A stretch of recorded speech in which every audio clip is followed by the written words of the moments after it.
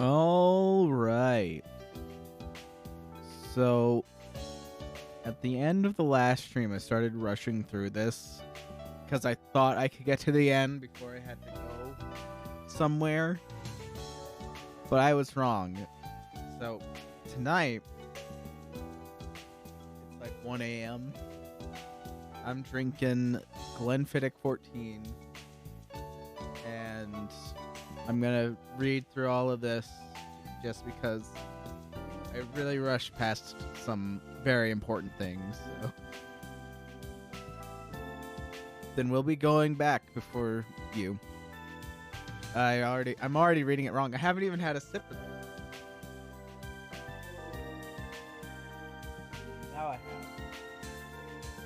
Now I have. Then we'll be going back before you. You two will be all alone, so don't get any funny ideas. No kidding. Hey Ishihara, you owe me big time. The next day, Yuka and Okihiko left the lodge ahead of me. As expected, if they stayed any longer, I would mess up their plans in the near future. It seems that Saki has also returned to her life. Haruko was transferred to a large hospital on the mainland where it was arranged for her to receive a workup. Actually, her only major problem was the heavy bleeding. Of course, there's no way she could just go back like that. Besides, she lost so much blood all at once that her physical strength probably won't return immediately. Of course, I attended her. Afterwards, I took the ferry to the mainland and headed straight for the hospital. Just being able to be together with Haruka is fine. It's been approximately 2 weeks since I've left the island, and I've found myself enjoying this happiness. And so the next day dawns. Just past noon, someone knocks on the door to Haruka's hospital room. It's true that it's visiting hours right now, but who is it? Right now, she's sleeping in her bed, breathing peacefully. Doors open. Doors open quietly, and the owner of the knock appears. Izumi-san. Yes, the one standing over there is Izumi-san. She's carrying a fruit basket with apples and oranges piled up and quietly enters the hospital room. I'm sorry I didn't come visit sooner. Kurumi has school, so she said she'd come on Sunday. No, it's fine, Izumi-san, about Haruka. But about Haruka. Despite how it may seem, I was very hestant. Honestly, I wonder if it's even right for me to be here at all. Is she asleep? Yeah, she fell asleep some time ago. If that's the case, I should be honest with my feelings after all. So I'll tell my story. On that night, when I heard Haruka was in a car accident, I was really worried from the bottom of my heart. A lot happened, but Haruka is our little sister. Our bonds of blood and her being a clone has nothing to do with it. It's not that kind of problem. As she says that, Izumi-san suddenly smiles. What a convenient way of thinking, but it's fine if I'm not forgiven. I just can't forgive myself as it is now. Suddenly, large tears start falling from her eyes. Why don't you talk to Haruka about that?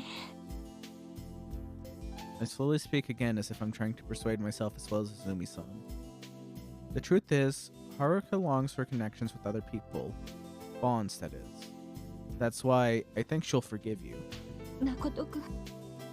Well, I don't think you need to force yourself to tell Kurumi the truth, but... You're right. I'll come tomorrow, that time. Please do. So the next day, Izumi-san came to the hospital. I excused myself and left the two of them alone. I don't know what kind of conversation they had. When I tried indirectly asking Haruka about it, she just shook her head and smiled. However, when they called me back into the room, they were embracing. And their eyes were red as a rabbit's. That alone is enough for me to know what was said. And then 1 week after that, Haruka was allowed to leave the hospital. For a while, I was really worried over what would happen. Same. Back when Oni-chan said he took off with Kurumi-chan on the bike, Kurumi thought she was being kidnapped. I was really scared. On Sunday, after leaving the hospital, Haruka and I returned to the island to pick up the luggage we'd left behind. We gathered our luggage at the lodge, and so we're at Luna Beach right now saying our final farewells. I'm really sorry that I worried you. It's fine. All that matters is that you're all right.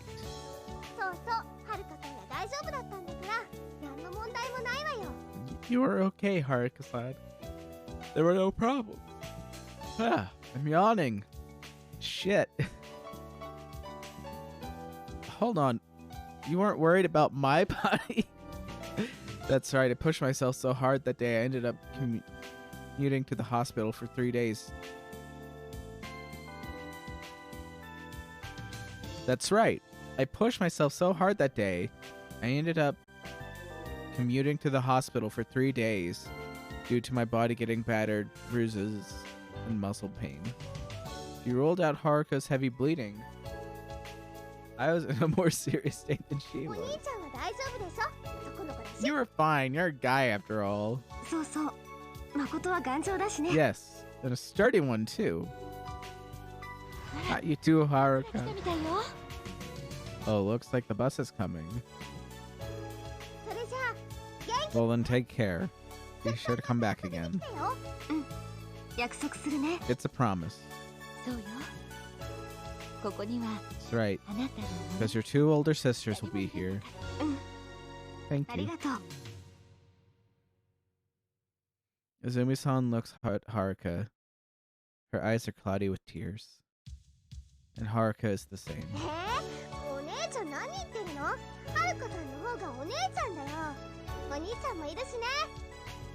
What are you talking about, One-san?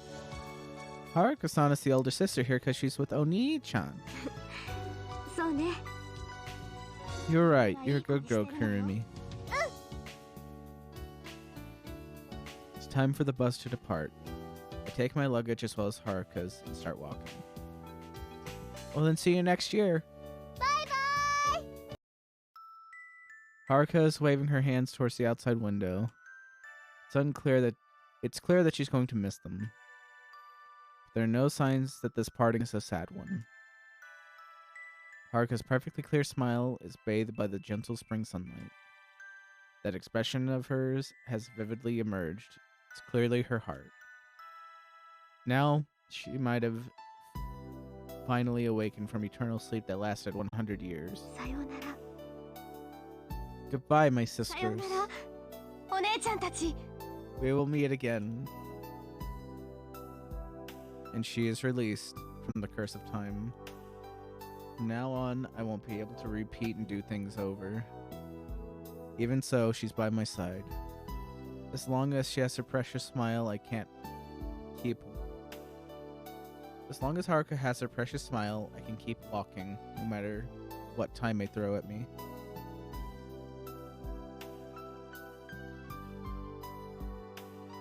Because the one who discovered their own existence wasn't just Haruka.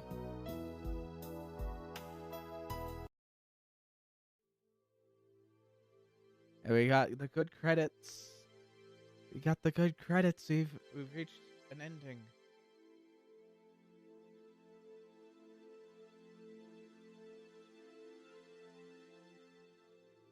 Can I skip the good ending stuff? I cannot.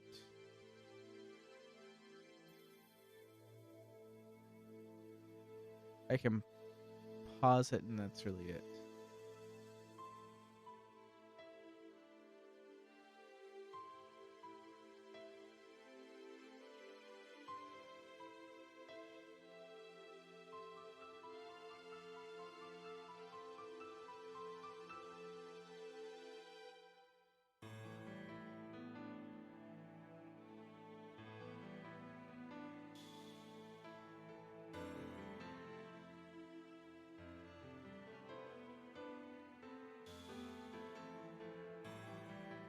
Okay, so the next step, because I already have gone down the path,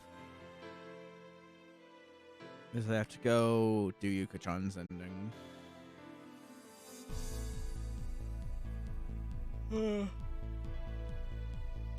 Her ending is very much, well, her entire plotline is, oh my gosh, I had a weird dream just like you. Promise me that you won't go back to the shrine.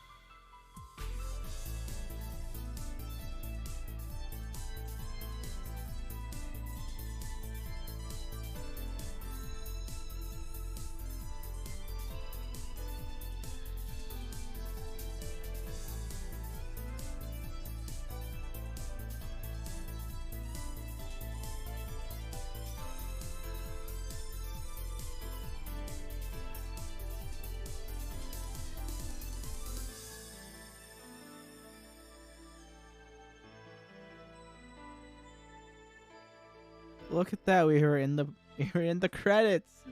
It says thanks to all players, including me.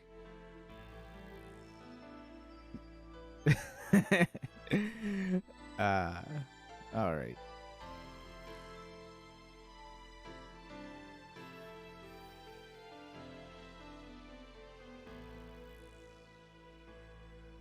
So we finished Haruka's ending. Now we gotta do Yuka's ending.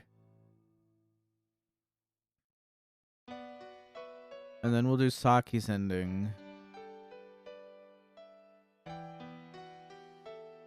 You know what? Let's just do Saki's ending next. Because Saki's ending probably like the worst one.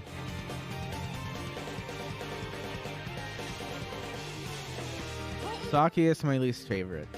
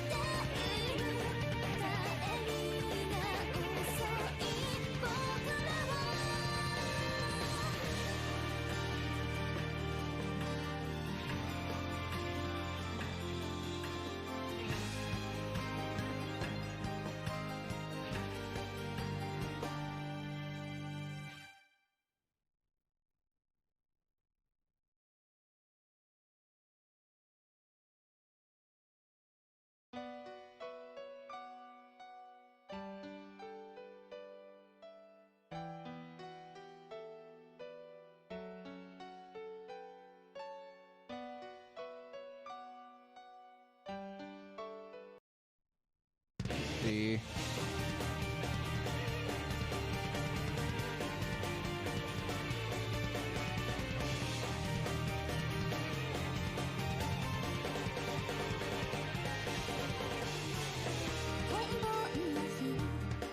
I'm trying to think of something to put up.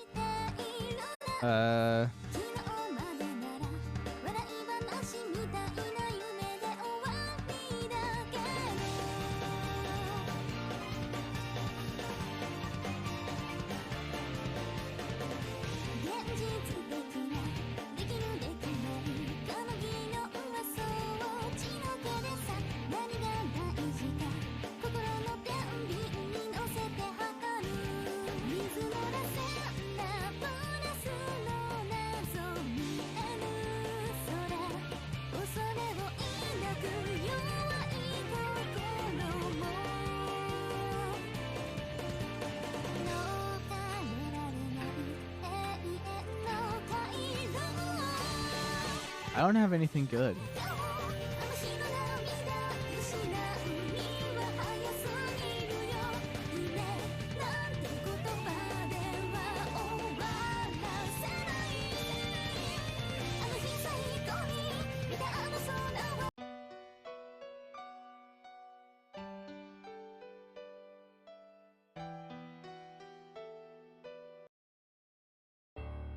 Let's start with a new game.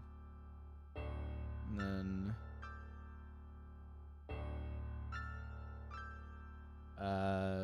I'll just leave this up for now. I'll be right back.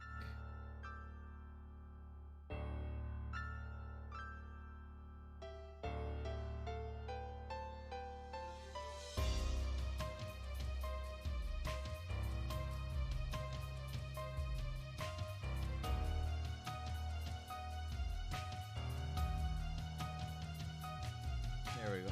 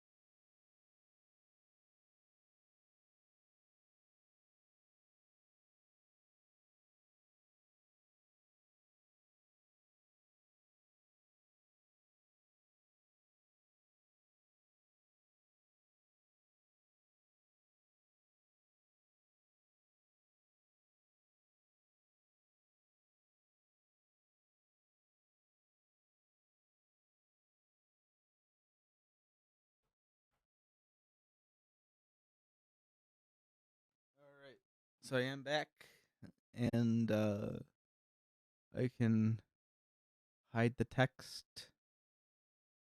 I can boost the volume back up.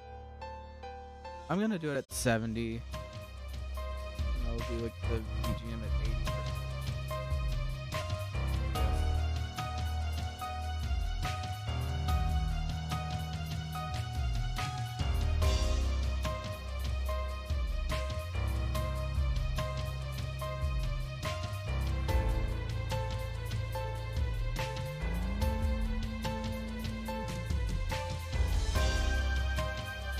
Look at that. The time is stopped. Okay. We're gonna skip.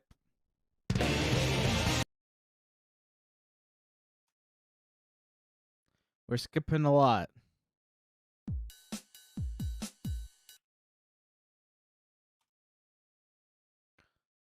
And we're gonna...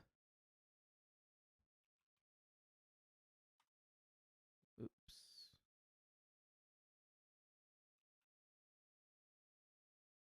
There it is.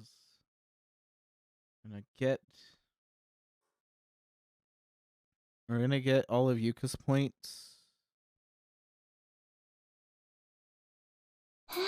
But we know how this all goes. My thoughts together. Seminar camp.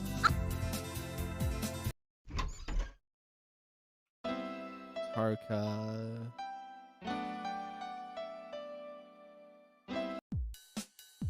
All last night's events.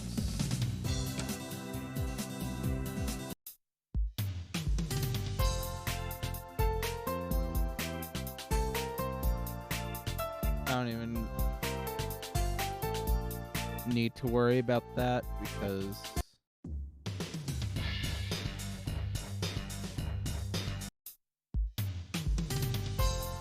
there you go. You're being rude to Yuka, Haruka. No. I'm mostly mad because I know that if I said no on eating Yuka's food, they'll make me eat it anyways. I'm not mad. I mean, seminar. It's pretty self-explanatory, but today I'll play tennis with Yuka.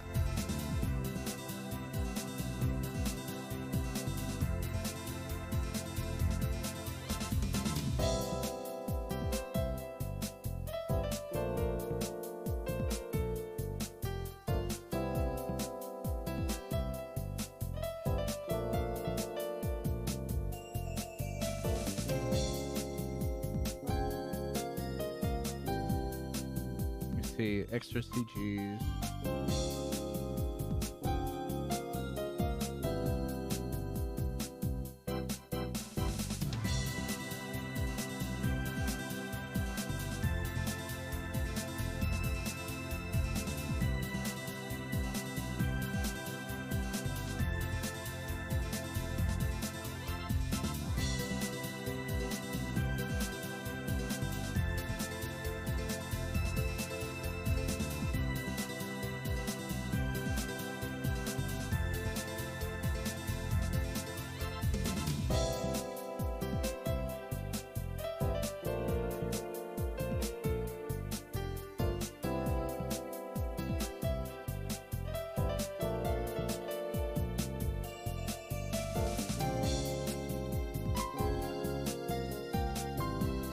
There's 2 extra CGs. So we're gonna play tennis. My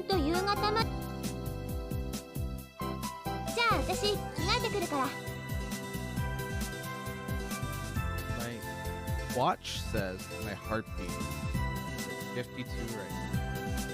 I kinda don't believe it. I just have trouble believing that that's the case.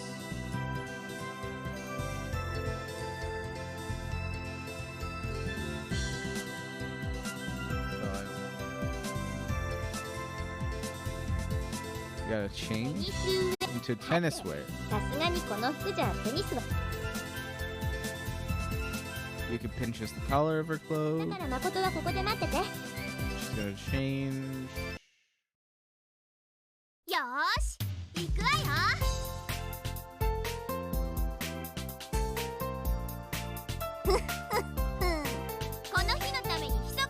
She's been developing the serve for this day specifically. It's an anime move. It's a fighting move. She throws the ball high in the air a few times, then back as far as she can.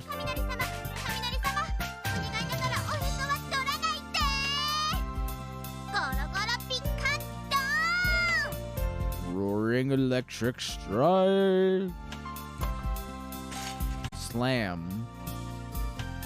Not even a second has passed. Creates a graceful arc in the air before slamming down the court assassin's lightning.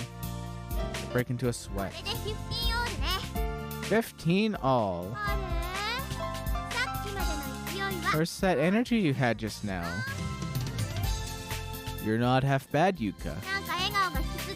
Your smile's slipping. Don't be ridiculous. I was caught a little unprepared, that's all. I really was. It wasn't her first hit. Her prior serve was a double fault, so this is her third one. First two went all the way over the fence behind me and disappeared into the forest. Of course, I was caught unprepared. Her first two serves are terrible.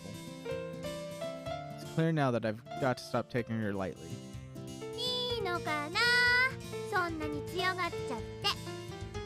Out of bluffs. She runs along the baseline and slowly moves her left hand. Here's the next one. Sun's warmth kiss of fire serve. I take a deep breath as I grasp my racket.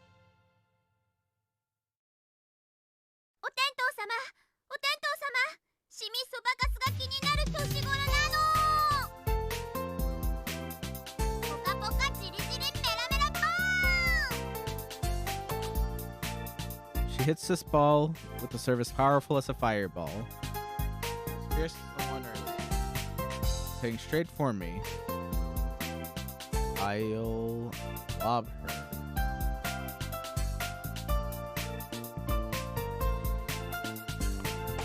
She dashes to the net and attempts to serve a ball.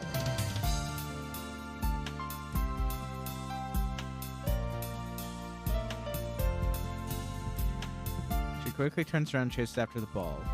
It's too late. Flies over her head and falls inside the baseline.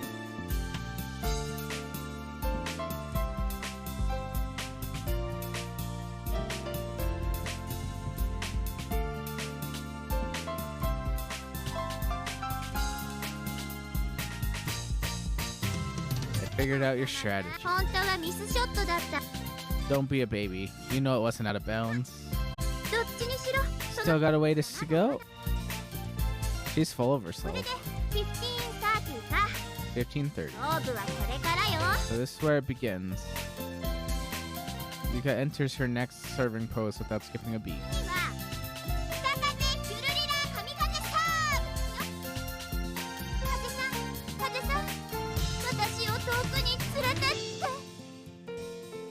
Just shut up and serve.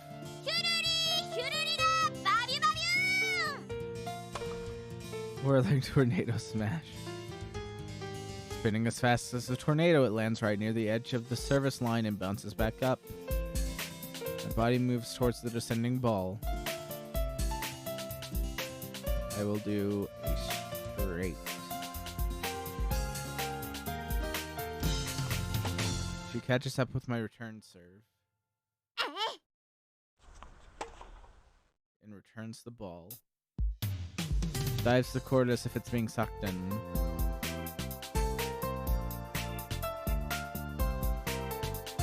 Yeah. I can't make any headway. I'll run for the net.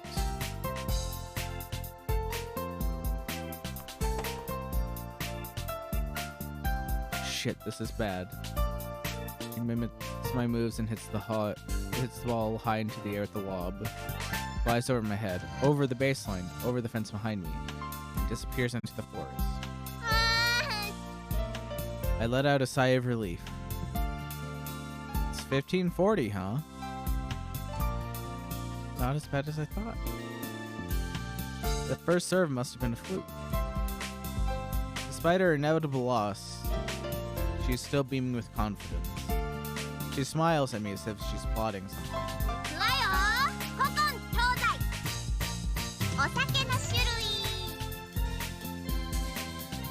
You must name different kinds of liquor. Johnny Walker. She pays no attention to me. Suddenly launches into an ultra-fast serve. Can't just change the rules. Brandy.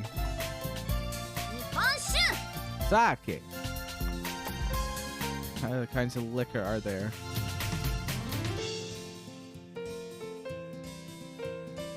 Vodka.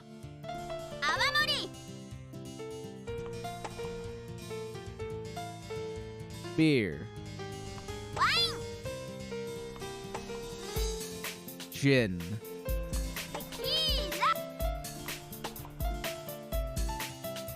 I smirk. But immediately after this, she raises her arm overhead with all her strength. Time to get smash. It disappears into the forest behind me.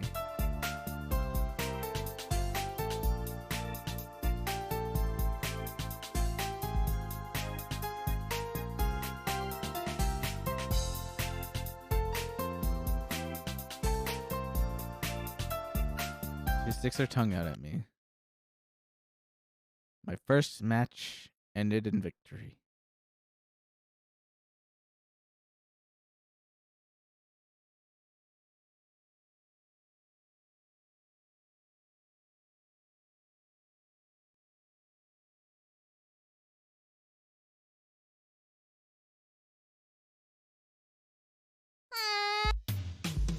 Okay, she's looking for the ball.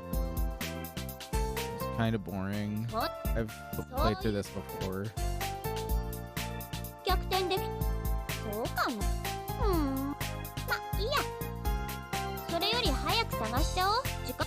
We're wasting time. Blah blah blah.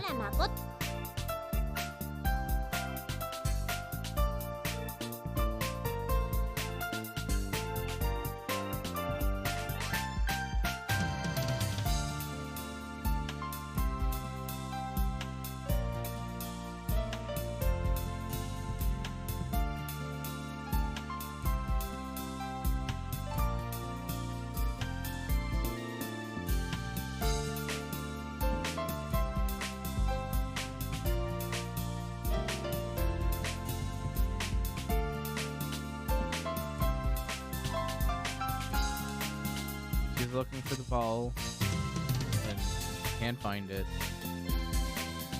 Oh, we can't find the ball. It's terrible. Now she's found it.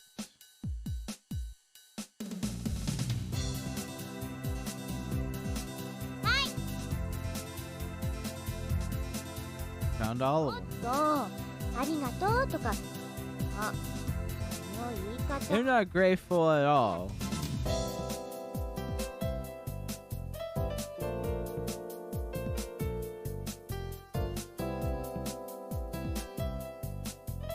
This is your fault.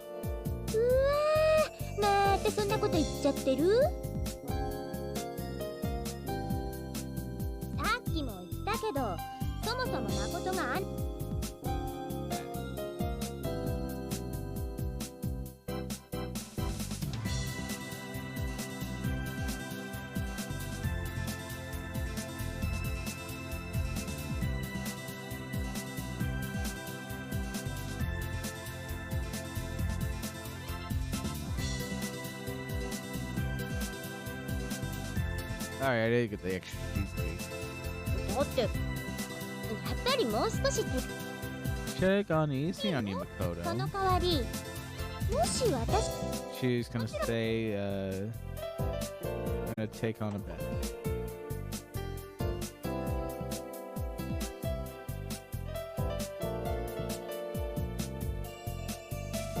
She's carefree and stuff.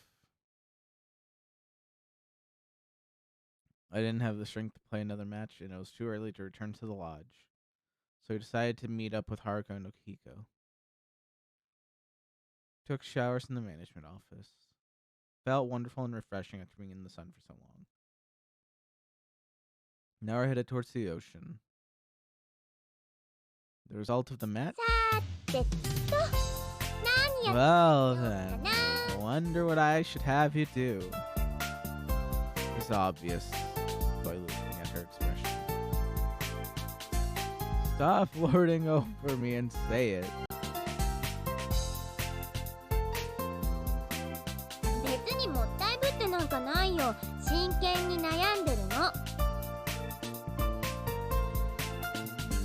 I'm not lording it over you. I'm just thinking about it. She's just thinking about it. Might even be 10 years from now. Will you remember it then?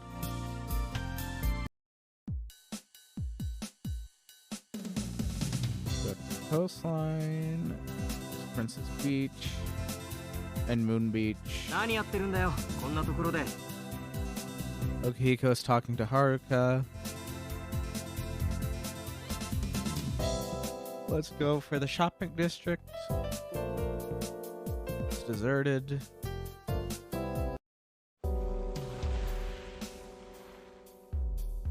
We've seen this. You were right.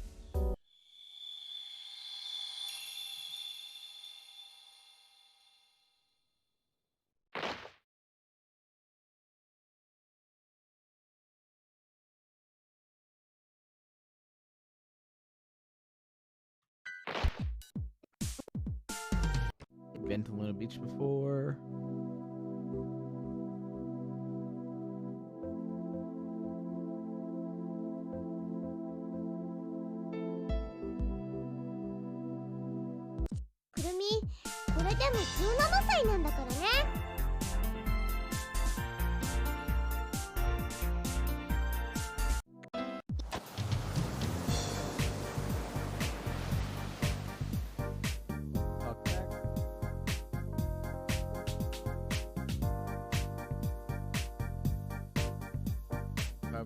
Okihiko? Will you eat with them as well? With pleasure. Haruka lifts her face as if she's about to say something. She clams up again.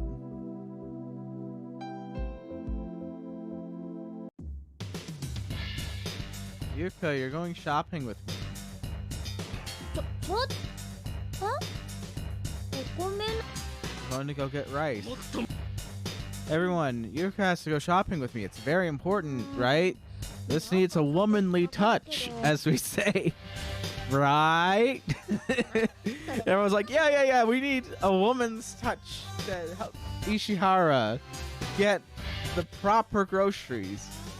Because he's a man, and as a man, he can't do it right, okay? He'll fuck it up somehow.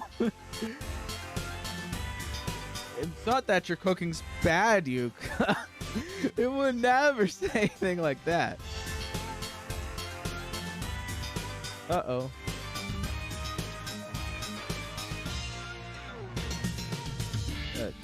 Let's hurry up and go. Take a step forward. Numi says we can ride the bike.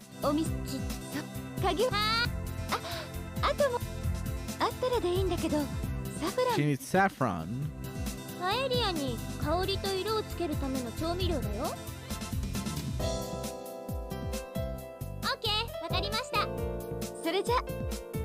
I'm surprised that Yuka knows about saffron. Like, listen, she might be a bad cook, but it's mostly just because she's trying to be a chef more than anything else.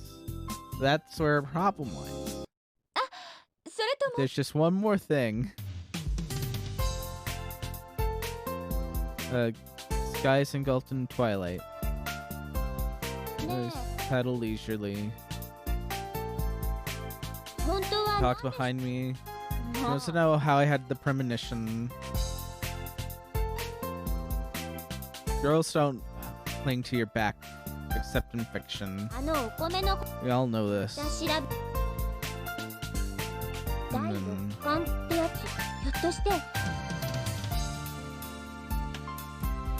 We're talking about my premonitions, so slaps my head.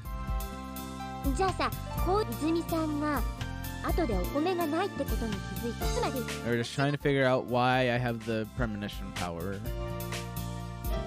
And I'm dwelling on this. I told you the truth about my premonitions, Yuka. I don't have an answer. I just can't tell you about it.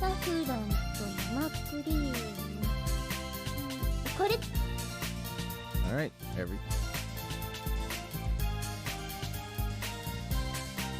What kind of cafe doesn't stock up on fresh cream? There's also the pizza incident from this afternoon. That shop is quite sloppy. Well, I mean, the owner goes and shops, like, at random, and just leaves it in charge, leaves the girls in charge. Izumi-san, like, just tries to get everything done.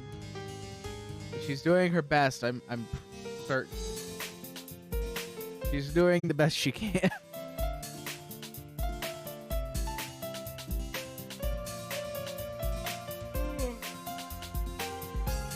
Alright. Here's the question. I'm finishing the last of the Glenfiddich 14. I have a couple choices. Selected over the past 4 years. 3 or 4 years. These are like my Christmas buys and my birthday buys. I have 2 Berklotics, a Lefroy, and a Log. Thinking I'm gonna go with I'm gonna follow this up with the Lefroy.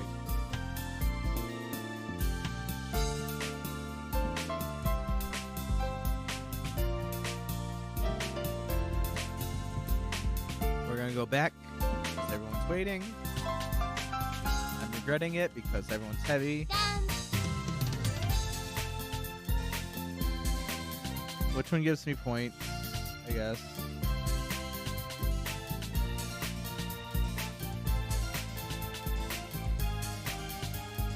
Heavy.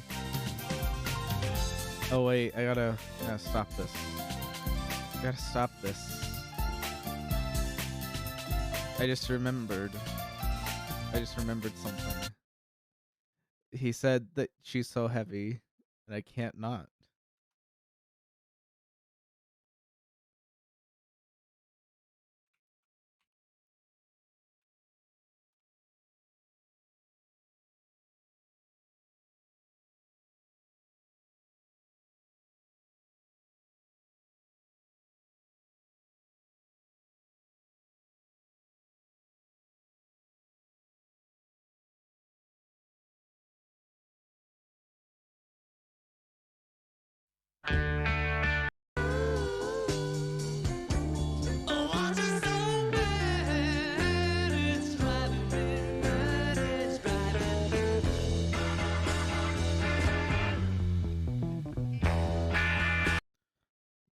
Man, I don't know where it goes in though.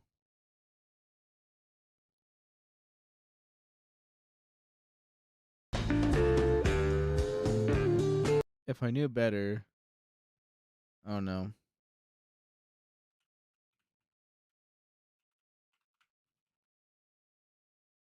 Let's do this one.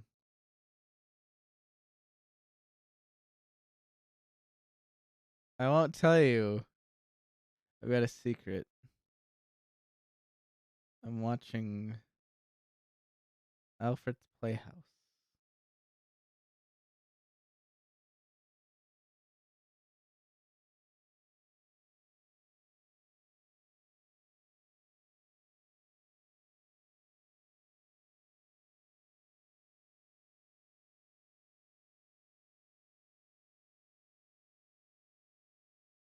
created so you could dance the polka and be all merry and innocent and happy, la la!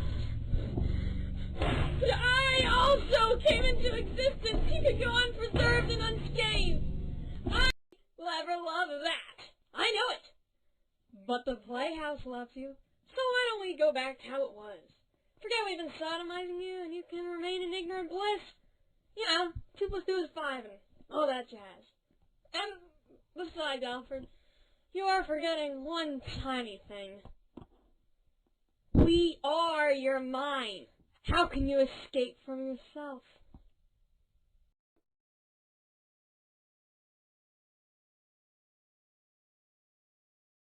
Do whatever you want.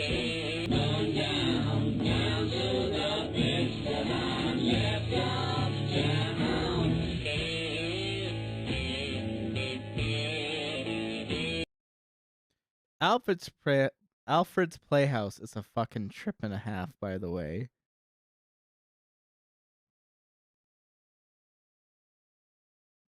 And the creator of it, it's one of those things like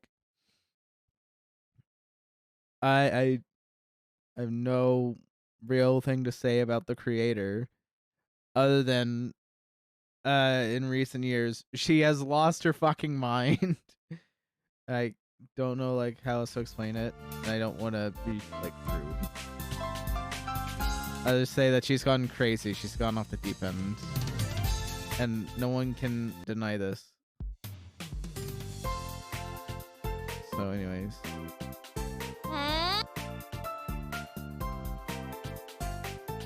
As I explained myself to her, I see a rock on the road. I turn to avoid it. The rear wheel collapses and we swerve.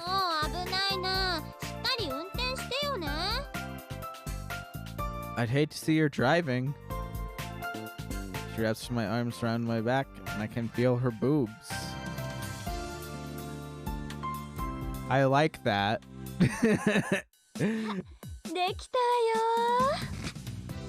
It's like, thanks for the input, Makoto. I felt her boobs, and I thought that was nice. Thank you. We needed that input from you. Food is ready.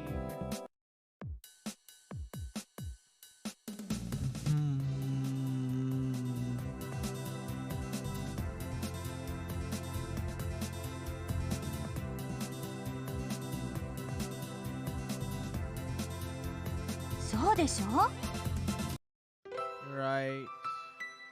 Nothing.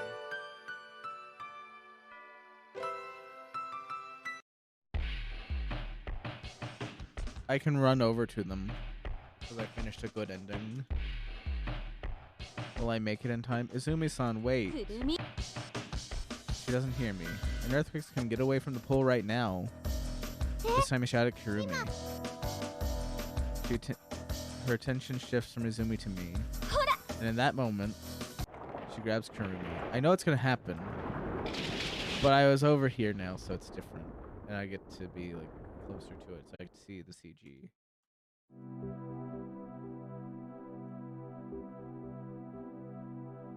Look, it's Izumi and she is all wet.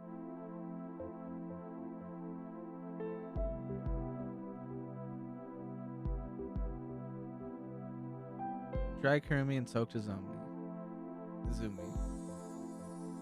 They laugh. Feels like a testament of their relationship. They laugh with no signs of stopping. Continuing like this may lead to them reaching the sun. Their voices reverberate, and as a result, a security guard comes after us. And now we're talking about it. Express it in vaguer terms, but we already know what's happening. Let me see. I'm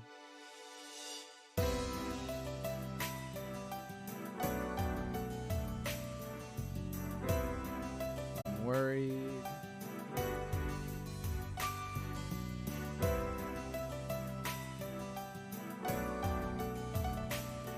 because of the bell, I'm worried. We're debating. We're debating whether or not to go to the pool or to go to with Kurumi.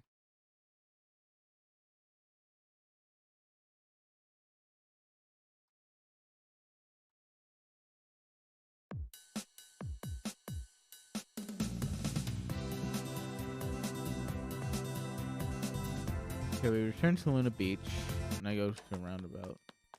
Door opens, turns out onto a paved road. She's doing something, and it's suspicious. I can either follow her or I can go to the pool. There we go.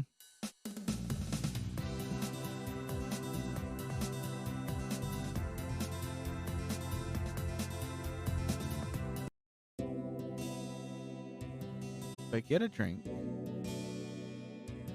I see Saki in the chair. I admire her for a while.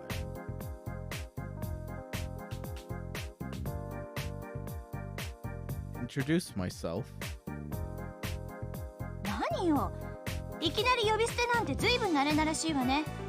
Don't drop my honorifics. That's too familiar. Well, honestly, I don't care.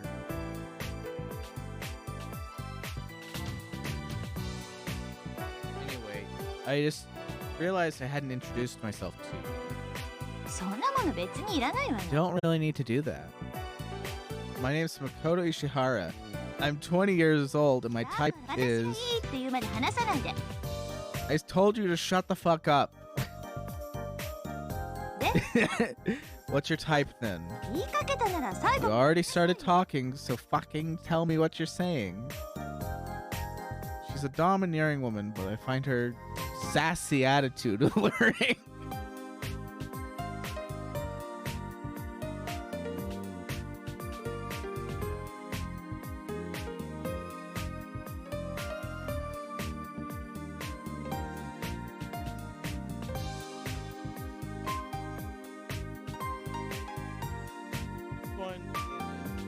Lore.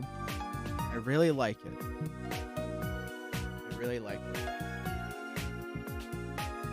It is super good.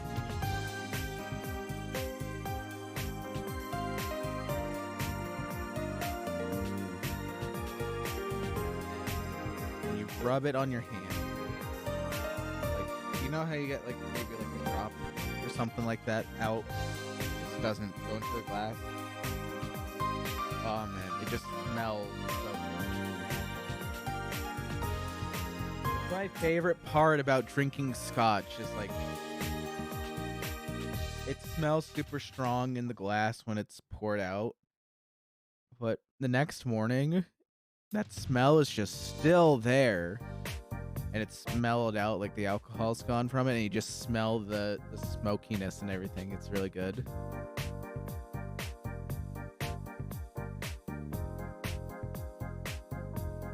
I think she's hot.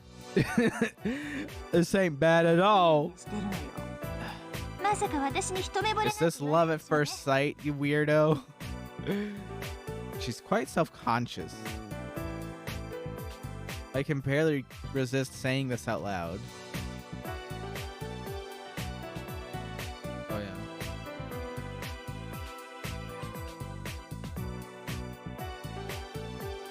Would you like me to get you a drink?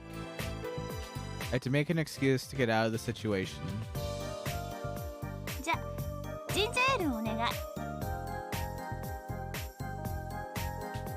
Get me a ginger ale.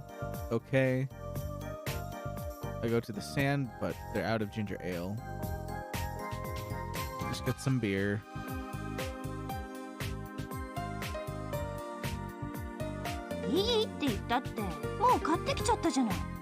Don't ask when you already bought it. Don't really care. We drink our beer and strike up a conversation. Do you prefer strong alcohol? I like normal. How much is normal? Normal is normal. So how much? What is normal? You can't get a pleasant conversation rolling. So why'd you come to this island in the boonies all alone? It's called summering, you plebeian. But it's April. April isn't summer.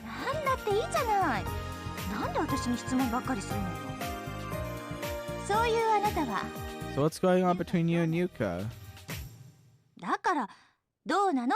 Is there something going on? I don't know. We only just met. You're on good terms, though. Are you gonna do something with her later? I don't know. You're suspicious. I'll have to talk to Yuka later. There's nothing going on, though. I'm joking, you idiot. I would never ask something like that. You're not annoyed with her? Why is she obsessed with Yuka? She's okay, but I think you're pretty good. Oh look, we made her blush.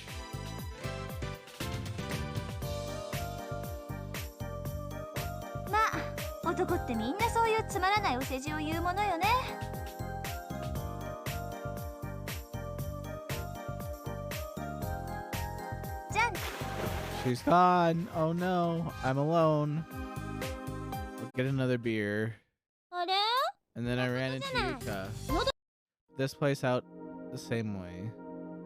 Say it's a premonition, but I know how that plays out. I'll go stand by these two, but I did that in another section. I'll just pray for their safety to say I did all of it. What's up with that?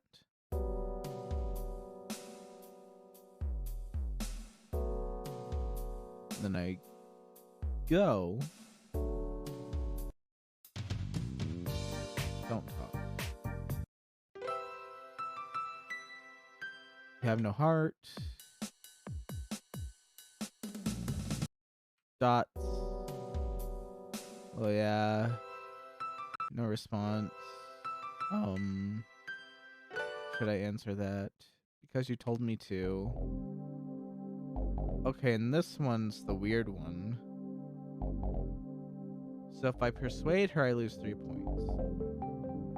Arco's -3, Saki is 13. So I hold her down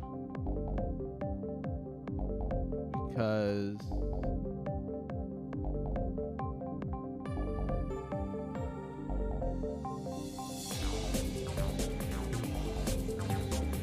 persuading her makes her mad. Saki, calm down. She sends me flying with tremendous strength. In a daze, I shrink back to the front door. She glares at all of us alarmed. Alarmed, Yuka and Kurumi cling to each other. Okiko is trembling pathetically. As soon as I open my mouth, she explodes. Don't talk until I say so. What are you saying, Saki? Shut up, Yuka. Just go draw your little pictures. Again. We're yelling back and forth.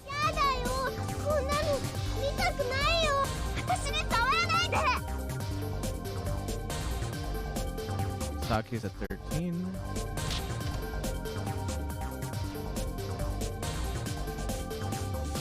Thrust Kurumi away.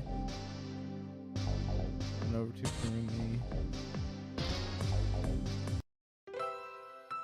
Don't worry about it.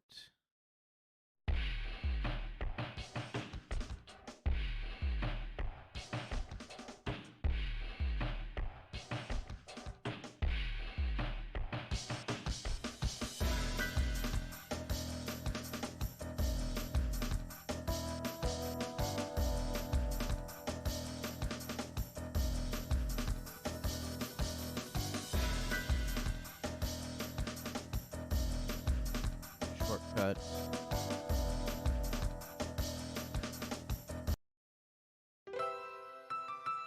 Don't worry about it.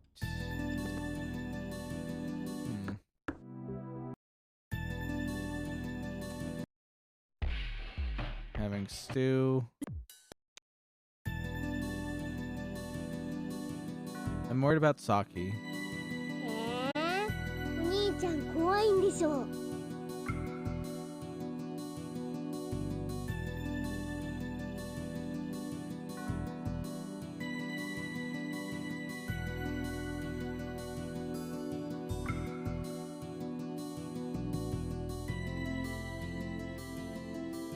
Going to her summer house. No one comes when I ring the doorbell. I'm very worried about her. So I break in.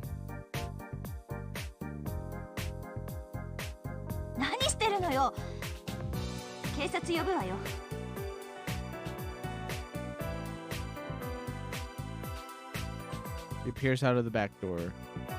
I want to talk to you. She doesn't want to talk to me. She slams the door shut, but as it closes, I grab her arm and pull her towards me.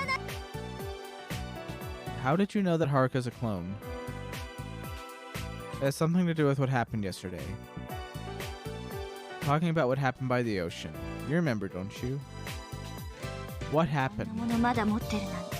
She had that thing. That's why I took it from her. What is that thing? It's Saki. Then she shakes off my arm and retreats into her summer house. I go after her and try to open the back door, but then I hear a small sharp growl and a pain spreads through my leg. Ow! The perpetrator is a slightly dirty dog, an extremely small puppy, clearly only a few months old at most. Get it off of me, dog. When I realize that's why I'm doing it, it lets out a strangely sweet growl. I sense that the dog isn't going to budge even a step, so I can't advance into the house. You bastard. We glare at each other, but in the end I lose. I can't get pissed off at the dog. If I'd known it'd end up like this, I'd have gone to the test of courage. I calm the dog down and leave through the backyard.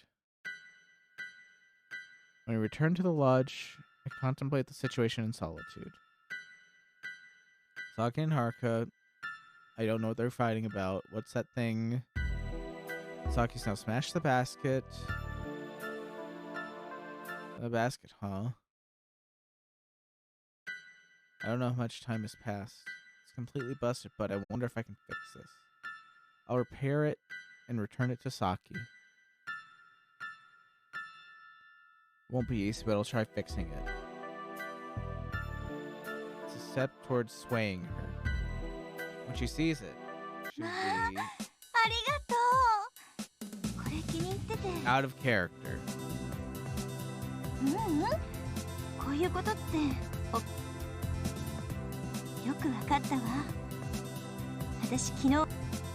She'll say sorry. Oh, Makoto. She'll never say sorry. They never do. I should apologize first.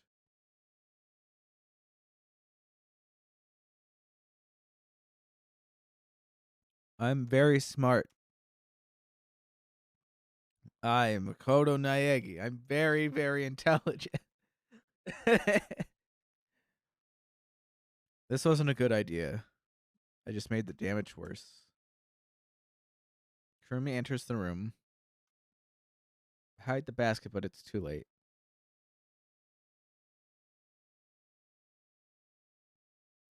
She's interested, so I explain the situation. I got a little full of myself, you see? You're great! I am deeply moved, Oni-chan. It is important to Saki-chan, so...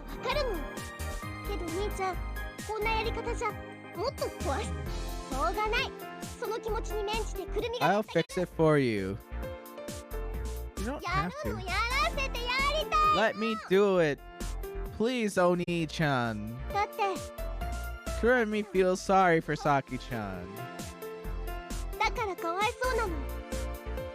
She didn't mean to do it. I'll take care of this.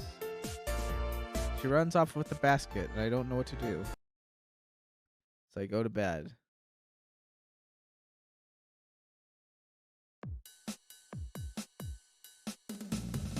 I wake up feeling unusually refreshed. It's probably because I woke up so peacefully. I could even go for a walk. This in mind, I jump out of bed. Grasping the doorknob, I think about last night. Rumi left the basket after saying she'd fix it. She probably hasn't finished yet. It's vital to my plan, though. Should I wait for her to fix it, or should I go see Saki? Thinking about this, I swing the door open with all my might to get some fresh air. Rumi's in front of me. I pull the door inward. Rumi loses her balance and stumbles into the room. She tries to stop herself from falling, desperately protecting the basket in her hand. You're so rough when it comes to opening doors. I didn't think there'd be anyone there. Wait, you already fixed the basket. It's magic. She thrusts it through my chest. I examine it. The torn parts here and there, but it's usable. Hermes gained a few points in her book, hasn't she?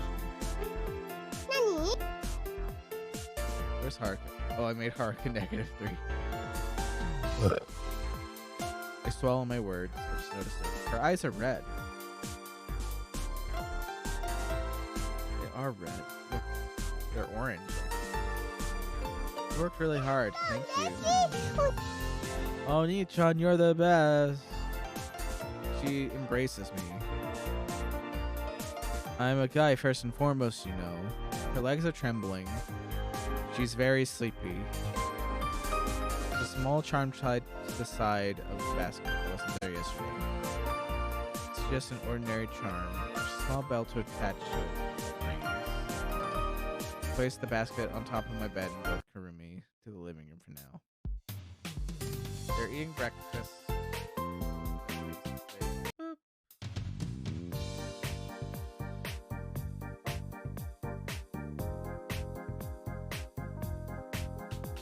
I miss.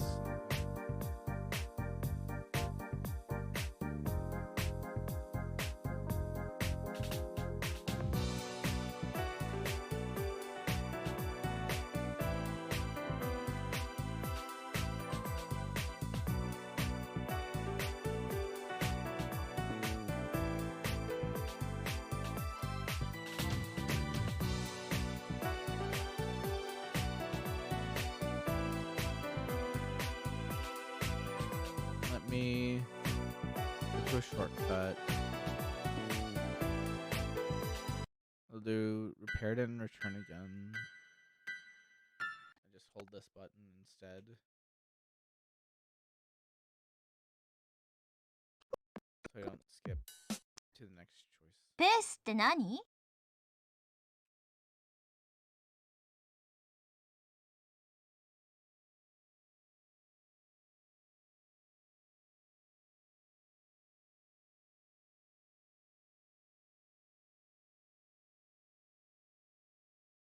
Dang it. Let me go back.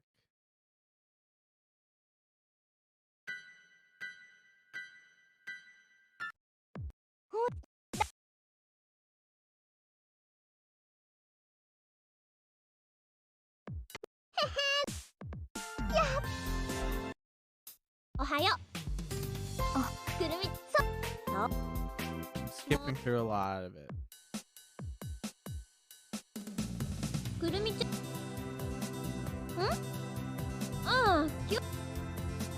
We did what we want. みんなそれぞれ行きたい場。あと言い忘れてたけど。 Up until 5. な。 Prize at 5. There we go.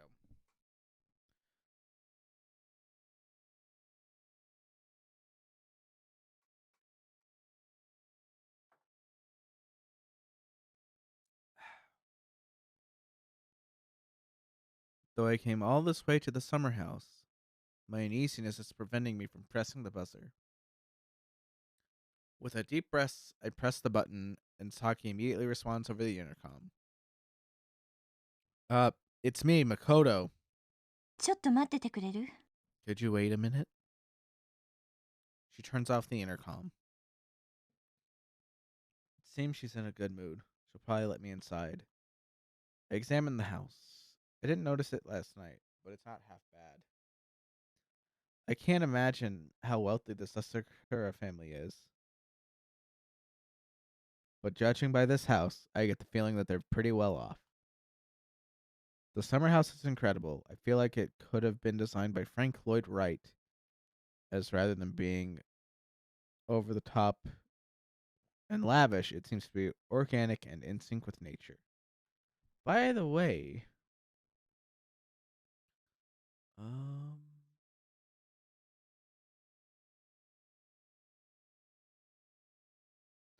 former classmate,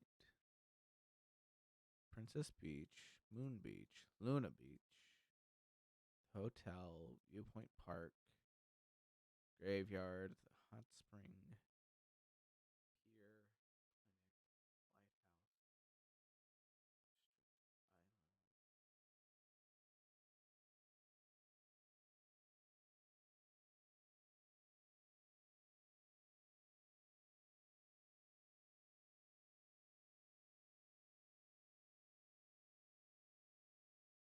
Mysterious Organization, Odeogatten.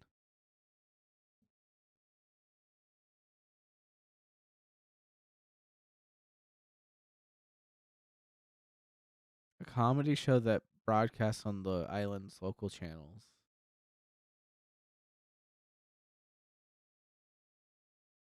A comedic documentary set in the Edo period.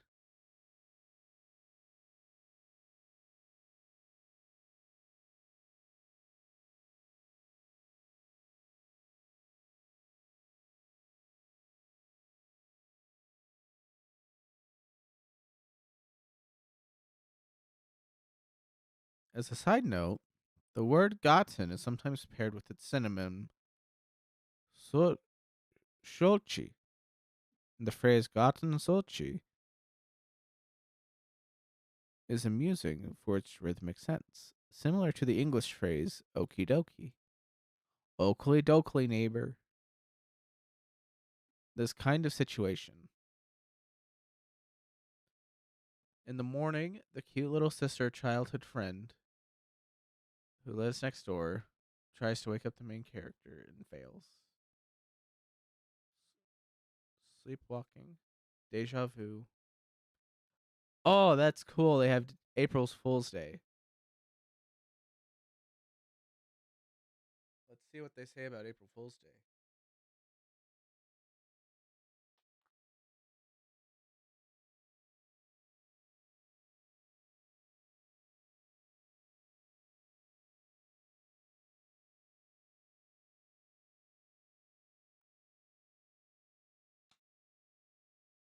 All right. April Fool's Day, a holiday that takes place every year on April 1st, where people lie and play pranks on each other. Of course, no laws or moral codes are broken in doing so. The holiday's origins are unclear. That said, although it is impossible for people's dreams to play pranks on them, it's rather ironic that Makoto had his dream on April Fool's Day and has put a lot of effort into trying to prevent it from occurring since. I was wondering if they would say something like it's obsolete or whatever.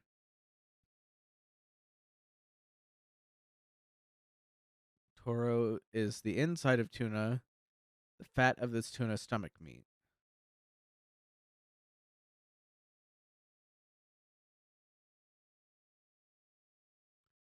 It's like calling a living cow beef.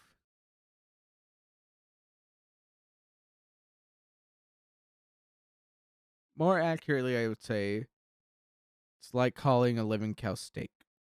That's probably what they mean. Cause you could say, that's my beef right there. People would understand. It's like, you get some beef right there.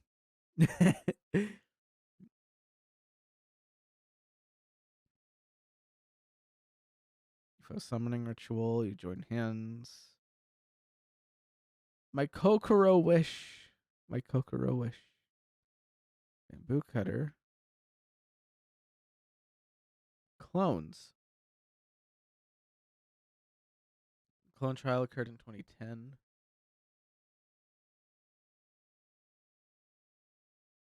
Here we go.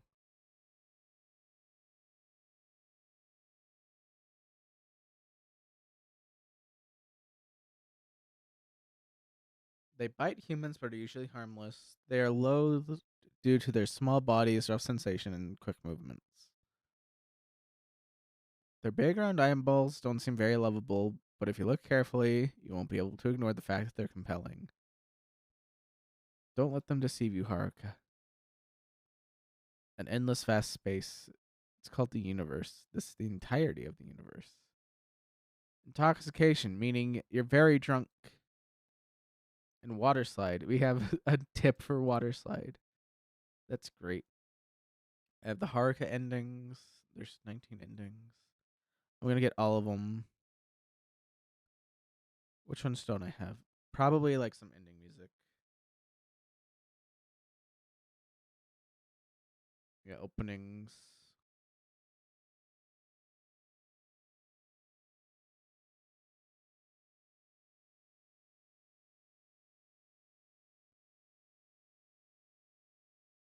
CGs. Go. I'll go for 100% on this, honestly. I can do it.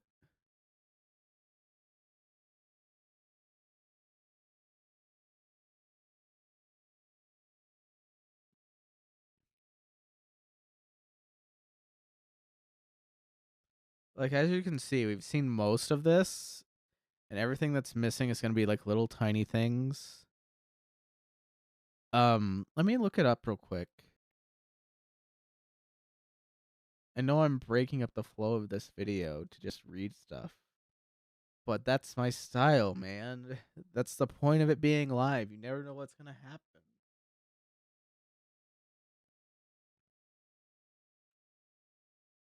Let's see.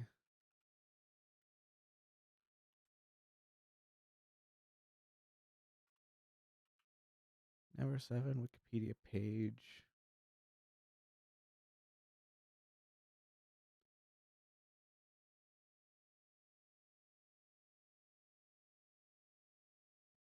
It was originally released as Infinity.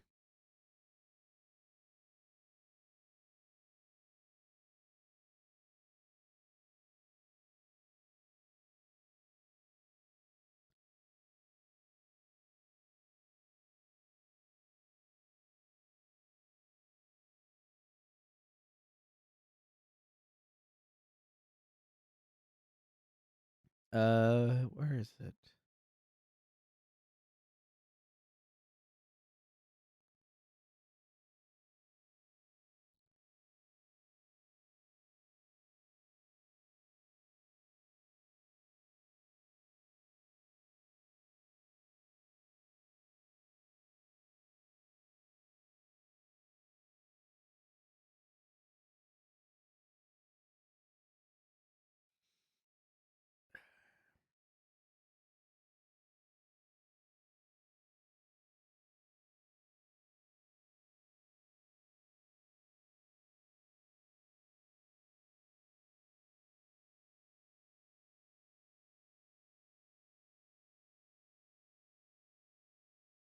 Because I'm trying to remember. I thought I read somewhere.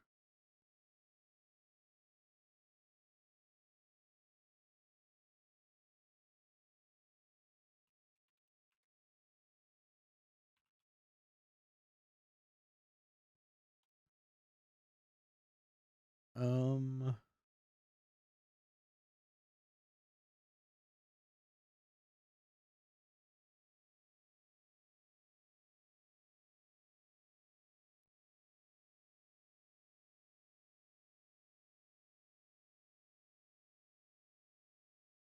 Geometric music.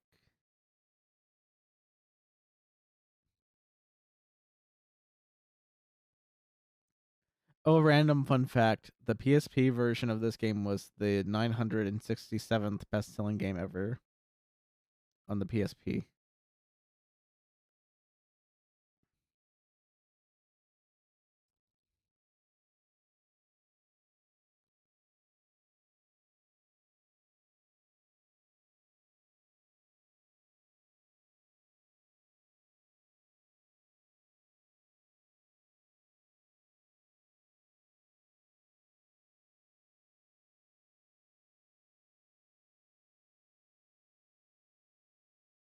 Okay, so it's not on this page, but I want to say that what happened with this game is that it was originally released as Infinity, and it didn't have Izumi's route. That's what I want to say, but I'm not for sure. Also, there's a recent thing. Actually, it'd be faster if I looked at it on Discord.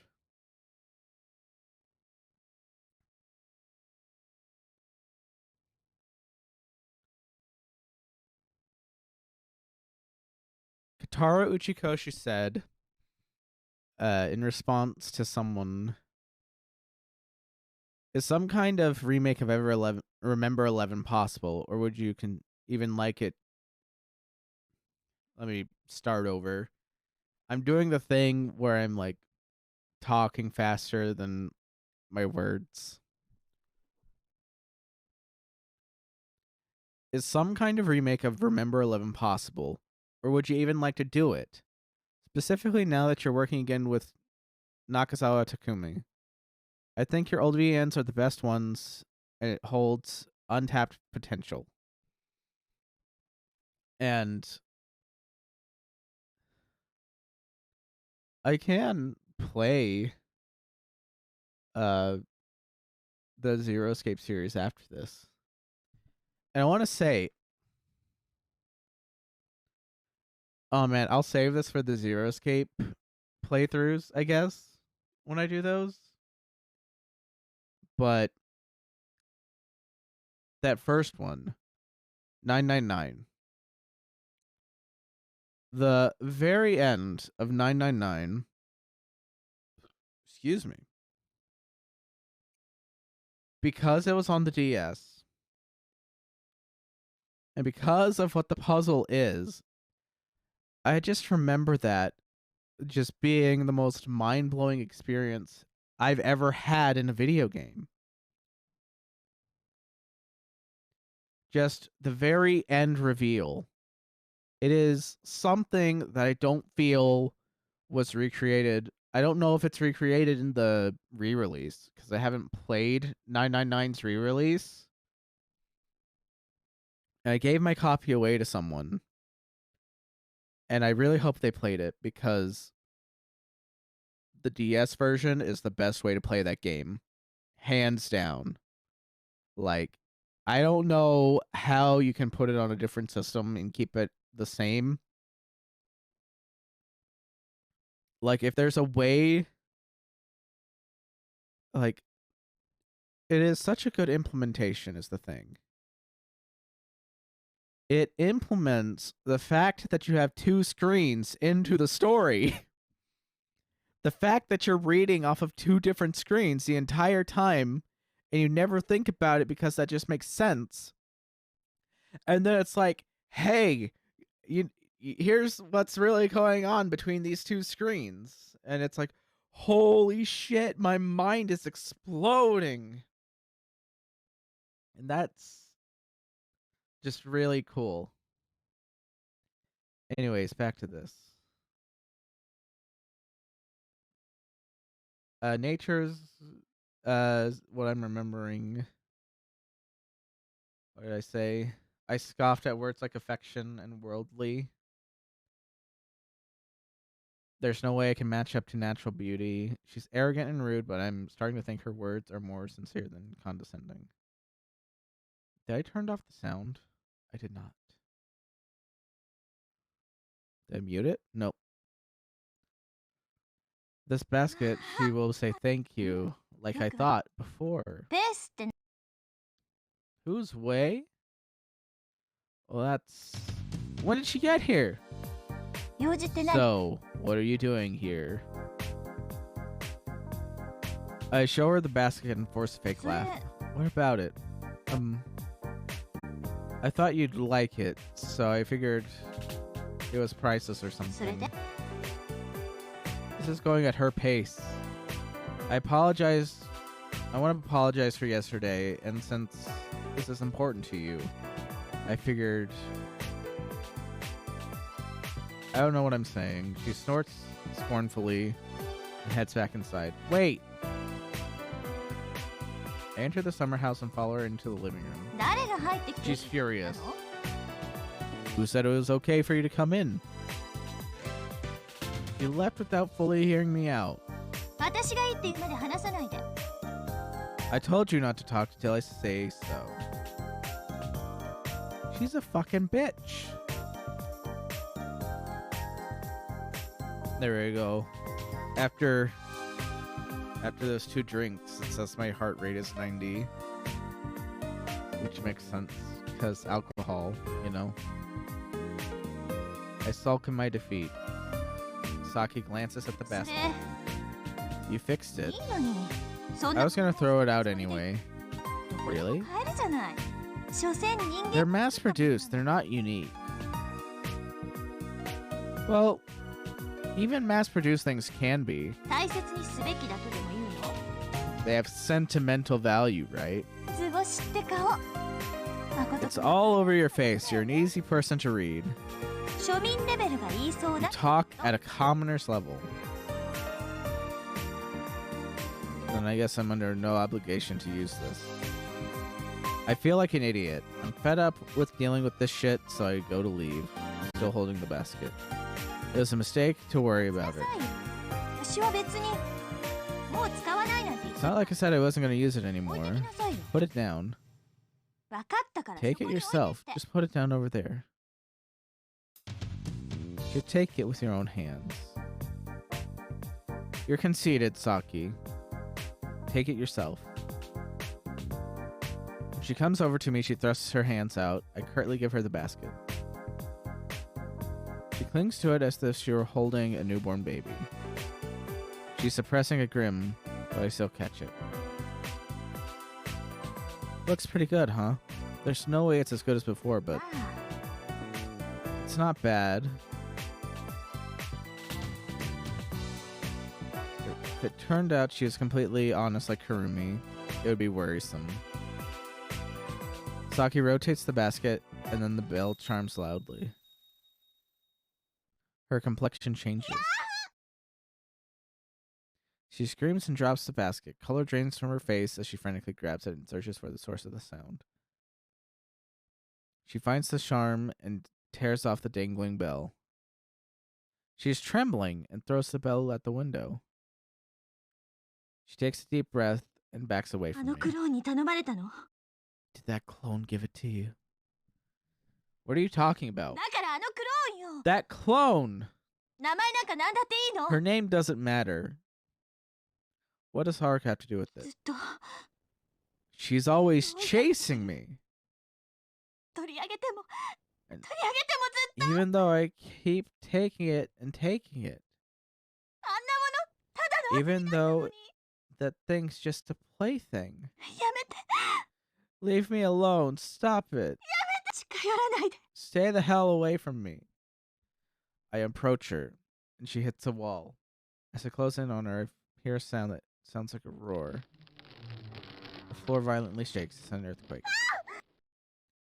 I restrain Saki as she lets out a sharp scream. We stay like that without taking a step. I don't know how long it's been. When I come to my senses, it subsided completely. Our eyes meet. I was searching for the right words, but Saki beats me to it. You can let me go now. Right. Saki moves away and turns her back on me. Please go home. I have something to do. Go home. She doesn't want to talk. Can't be helped. I walk towards the exit. Turn around just once. Will your business take long?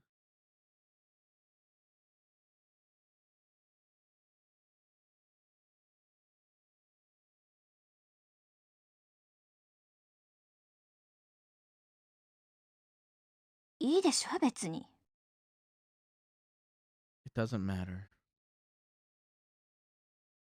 Everyone's meeting at 5. You can come if you'd like. All I can do is quietly leave. I find Haruka waiting out front. I greet her as casually as possible, trying to forget what happened between me and Saki just a short while ago. Haruka doesn't answer. Is something wrong? Her eyes are filled with scorn. Without a word, she briskly walks towards the forest road.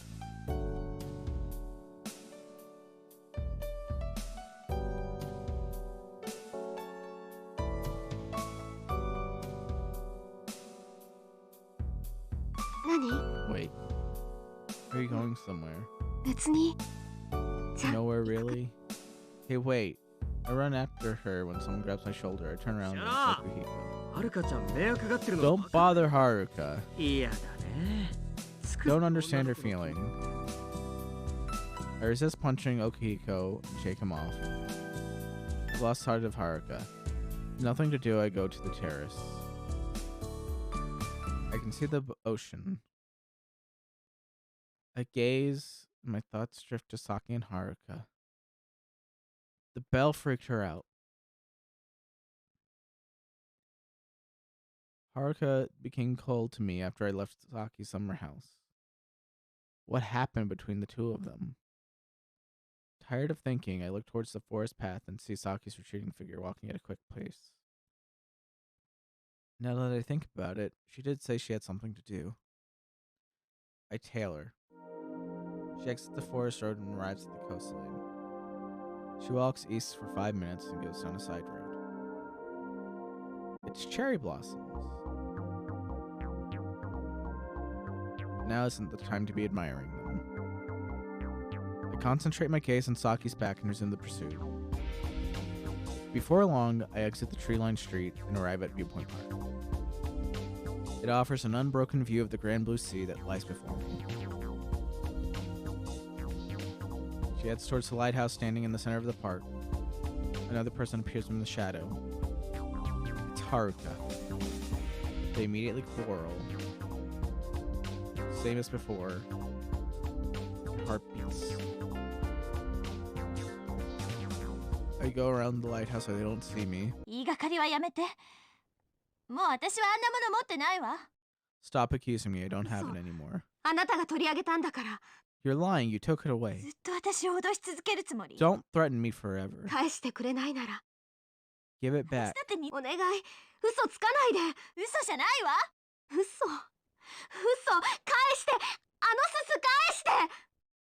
Bell. Now that I think about it, I heard the bell on the charm. Scene fills my mind. That bell. I have nothing to do with the situation. They're now fighting. Physically.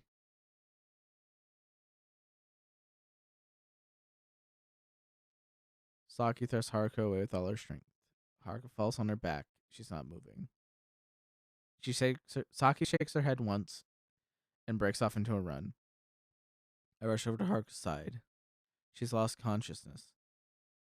I lift her up in my arms and shake her body.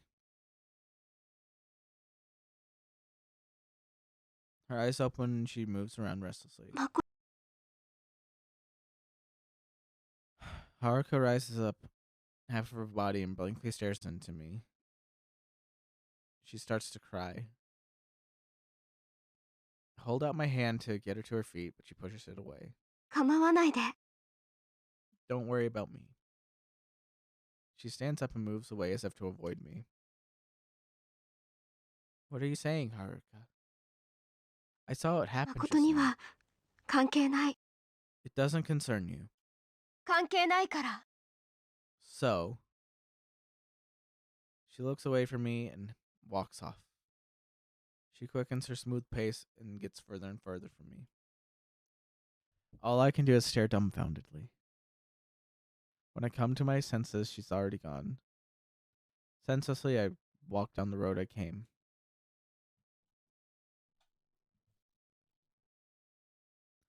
I exit the tree-lined road and come out to the coastline. I feel a stare from somewhere. It's in the direction of Moon Beach. Saki is staring at me, paralyzed by her intense gaze. She averts her gaze and starts running in the direction of Moon Beach. I chase after her. She doesn't slow down. Even though I'm running as fast as I can't catch up. Why is she running away? That's all I can think about. I don't understand why I'm chasing after her in the first place. She gets to the moon beach from the coastline and passes right in front of Luna Beach. She makes a beeline towards the Sukiya Hotel. She doesn't slow down. We reach the hotel and she rushes into the lobby. I chase after her, then a woman comes out and we crash into each other. The woman and I fall on top of each other. Sorry. I get up and lend a helping hand to the woman and breathe a sigh of relief. It's Azumi-san. Judging from her appearance, she's delivering pizza or something to the hotel. If it isn't Makoto-kun. Are you alright, Azumi-san?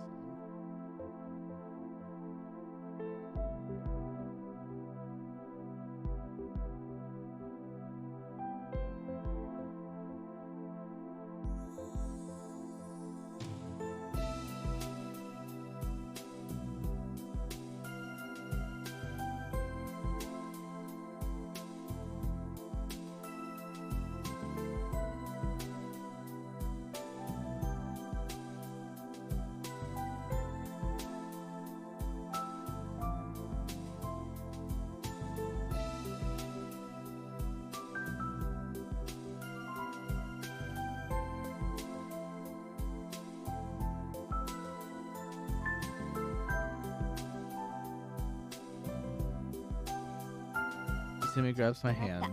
I saw your expression earlier. As a penalty, would you help me from now on? I don't really get it, but I've got to catch Saki right now. I'm sorry, Azumi. I'm in a hurry right now.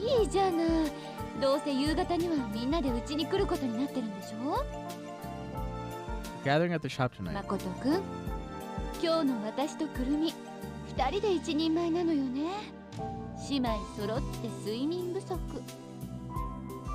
Last night, Kurumi and I pulled an all-nighter and have threaded along exhausted. You should know why.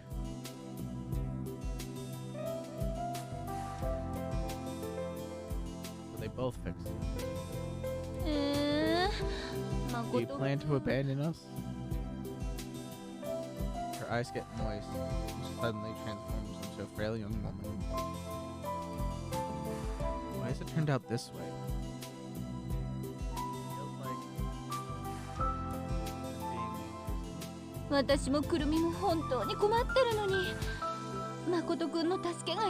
Even though the Marino sisters are in trouble, even though we need your help, don't look at me with those eyes, Azumi-san.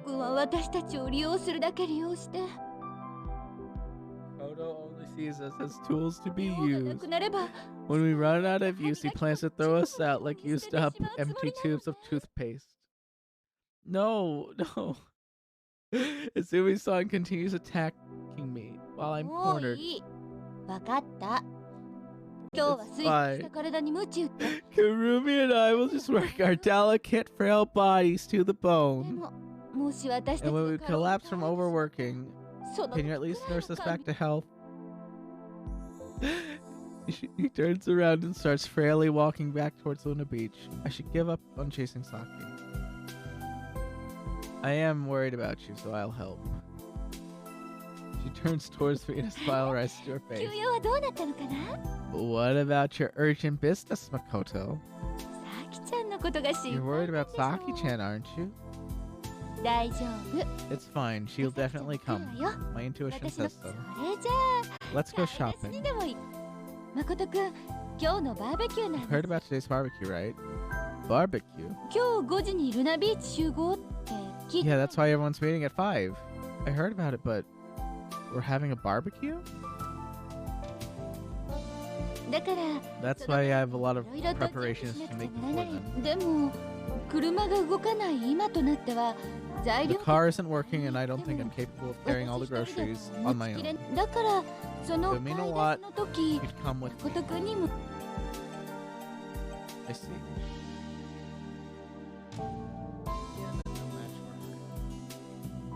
Thus, decided I go running about shopping for ingredients in order to prepare for the barbecue.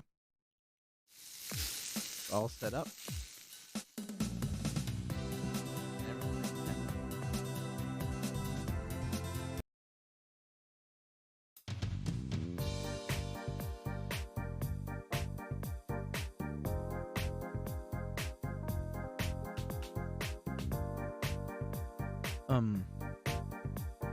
Saki has entered my room. She's here to thank me for the basket. And now she is leaving. Hey, I said wait. Wait right there, okay? Don't run off. I shut the window and get out of bed. I change my clothes and sneak outside. Shout an alarm. Where is she? Oh, good, you surprised me. I'm surprised at you yelling like that. What is it? What's your business with me? I don't have any, but... Hey, I don't have any business with you, do I? I don't have to have business with you. You've come all this way after all.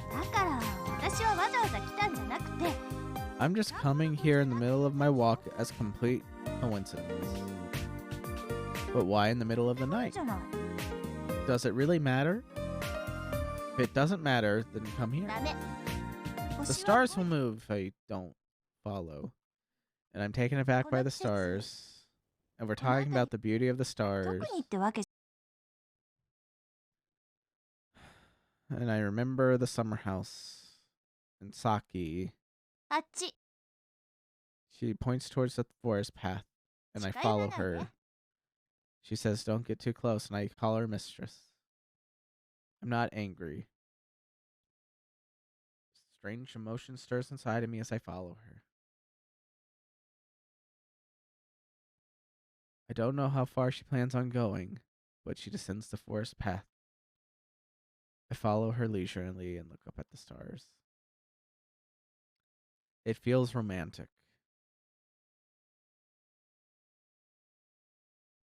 It's very nostalgic. Now, Saki, could you come here for a second? You'll see. I already know what world exists. I can't return to who I was. I've already learned too many things, both good and bad. Saki asks us as she tilts her head. I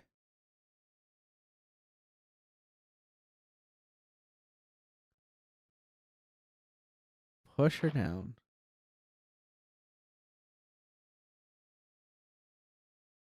Collapse onto the forest path along with her. And I keep pushing her down from the side. Don't make a fuss. Just stay like this. I hold her down with my arm and point to the sky. She looks up at the sky. I did this a lot as a kid.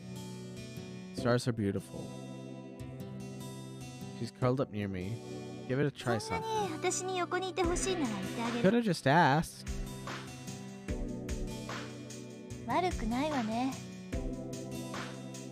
This isn't bad. It's like a natural planetarium. A stubborn rich girl. I look towards Saki with a bitter smile. She's stargazing with a rather content expression. Not paying attention to me. The starry sky shines on her large eyes. Her cheeks get wet with the evening dew. She touches it with her fingertips and flicks it off her skin. Her soft hair becomes loose. Her unraveled hair is befitting of a fascinatingly elegant woman. We lie by each other in the stars' radiance. If this were a movie, it would have ended perfectly, but reality doesn't go that well. How do you plan on taking responsibility for this? It's mud! Don't worry about it. I'm not fine with this. She's quite the neat freak. When we got up, I found that we had gotten mud We'd gotten mud on our clothes. Now she's throwing a fit. I shall clean it off as you desire. Begin to write in the mud using the back of my hand. Don't be so irresponsible. Am I your slave? This image must be saved.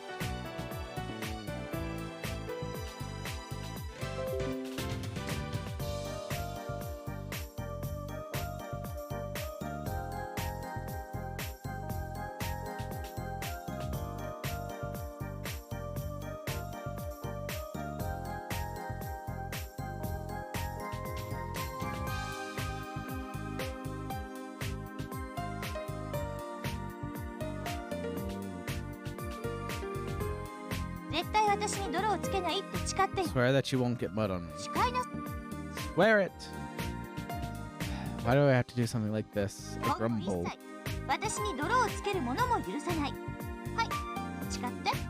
Henceforth, you will not forgive any living creature who gets mud on me. No exceptions.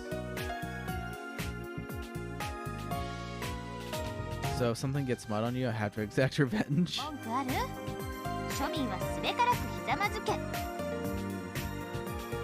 Don't complain as a commoner before me.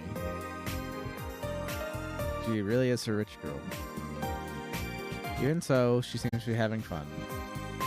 Looking at her face, I'm figuring this isn't so bad. She's a kind person, unable to express it very well. I'm the only person who's seen her true nature.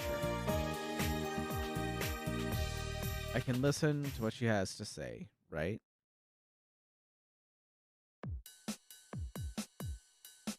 I wake up feeling kind of blank the next morning. A whole lot of things happened yesterday. I'm unable to get these things out of my head. I enter the living room and find Yuka with a very sharp expression. Where are the others? They already left. I'm just surprised. Seems that Okihiko-kun is curious about Haruka. He's a clear menace to women. Yes, but if he falls in love with a girl, then maybe she'll start to return his feelings. Well, he is rich. He really understands women, you know. Do you like him? No, it's not like that. What are you doing today? I'm concerned about something. Well, yeah, it is about Saki. What are you concerned about? She's just a... Yuka, do you ever think you may be simply misunderstanding her? If that's the case, why don't you bring her here and solve the misunderstanding? Why are you mad? Hurry up and bring her here. Seems Yuka's still upset about the barbecue. Our friendships are falling apart because of something this stupid. Particularly Saki and Yuka's, who are old friends from middle school. If possible, I want them to make up. I'll invite her. Wait for a bit. I head to her house. I hear sounds from the backyard. Saki might be there. Circle around the house. Yo, Saki. Can you come to the lodge now? I'll go later. Why, I have come as your escort, your highness. It's fine. Go ahead. I realize she's waiting for that puppy. It'll come here for breakfast. So I whisper this in her ear. So you're waiting for it? Startled, she backs away from me and glares. I saw what happened last night. You gave it the meat, didn't you? It was cute. I just dropped it on the floor and thought it'd be a bit of waste. I thought it'd be a waste. Besides, it's a really dirty puppy. It's not cute. No, when I said it was cute, I was talking about you, Saki. The puppy will come again. It's become a habit, after all. If it comes again, I'll just send it away. I don't want it clinging to me. Here it is. I hear rustling in the bushes when it shows up. It recognizes Saki and dashes towards her. And then it jumps at her feet. It wags its tail as it begins to whine and beg. It's completely attached to her. Obviously, it's known her for a long time. Despite this, she stands stock still. Now that she says she doesn't want to cling to me, she's reached the point where she can't back out. Typical. I thought there was something weird about the whole pizza thing. The day we met at Luna Beach.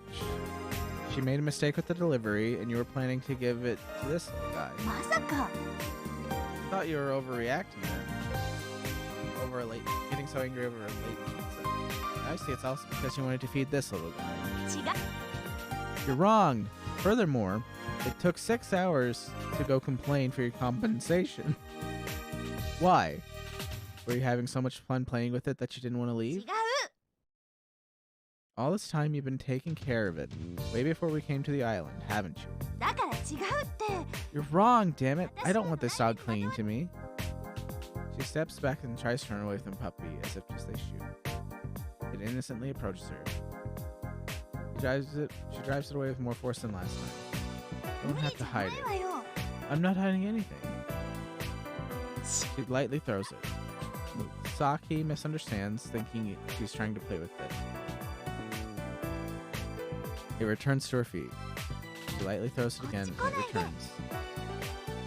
She tries to drive it away, but it always returns. It's so playful that it's starting to get her clothes dirty with mud and dust. When I've sent this thing away, I will go there as soon as I can. Her eyes are blurred as she says this.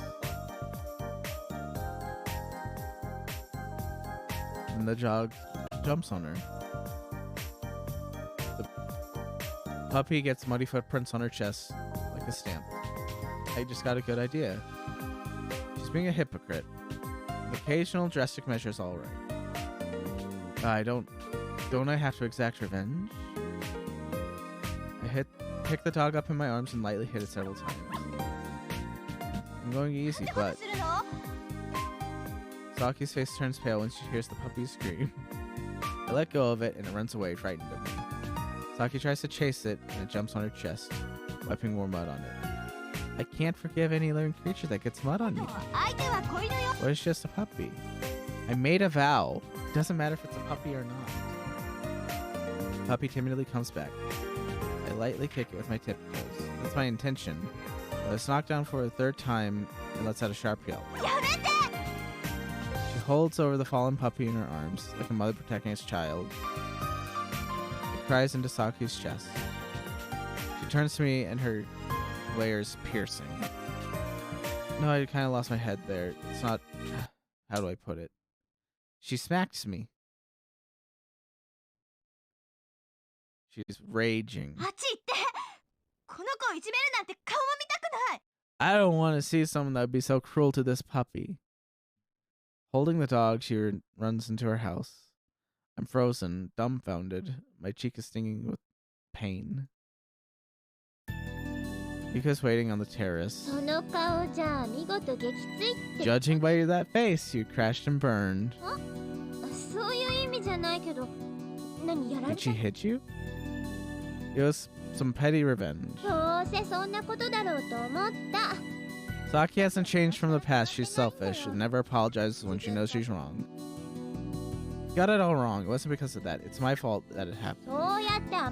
It sounds like you're spoiling her. I'm telling you that's wrong. You really are misunderstanding Saki. Everyone, you're just misunderstanding Saki. You don't get it. Magician's portrait.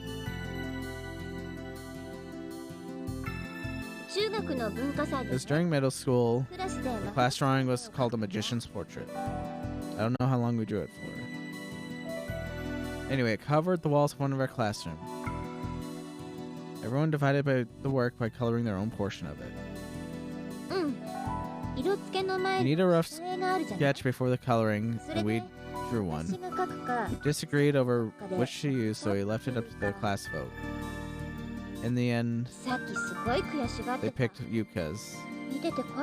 Saki was very bitter about it. The completed painting was totally destroyed. Someone snuck into the school in the middle of the night and did it.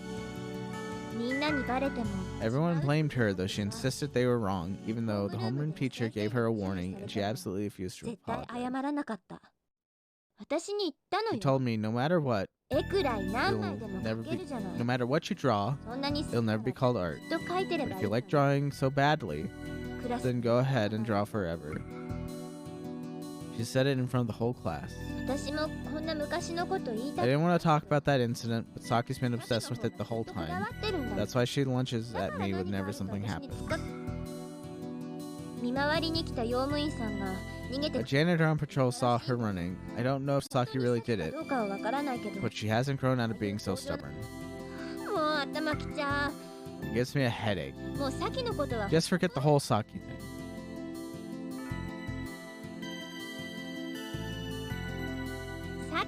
I'm telling you, Saki's a good person.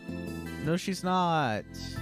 But she's been taking care of the stray puppy, and it's very small, and that's why she took the beef, and she didn't want to say it because she just can't tell us how nice she's being. It's part of her stubborn personality.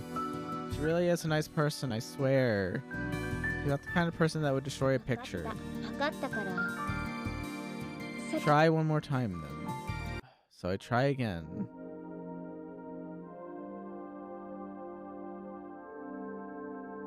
Haruka is very happy. やあ石原、遅いお目覚めだね。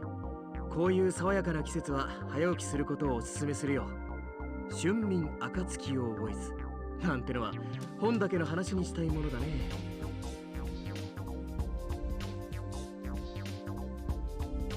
In spring, one sleeps a sleep that has no dawn.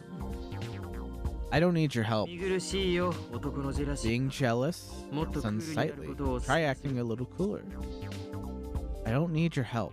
おや、種に交われば赤くなる。 Those that lie with dogs end up with fleas. あまりヒステリ気味のお嬢さんの感化を受けないことを。 Shouldn't get influenced by hysterical rich ここの girls. ところ随分と入れ込んでるようだからね。 But she's pulled a number on you.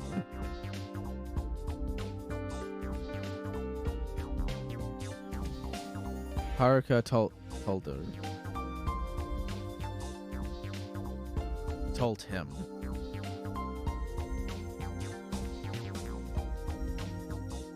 I go towards the house again. She's not anywhere. It's still and silent like a haunted house. Passed by a million times.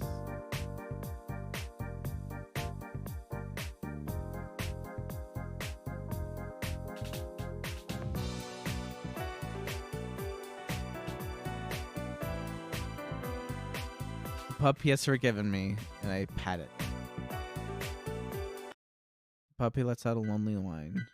I leave it and return to the lodge. Yuka's in the living room. I can't find Saki.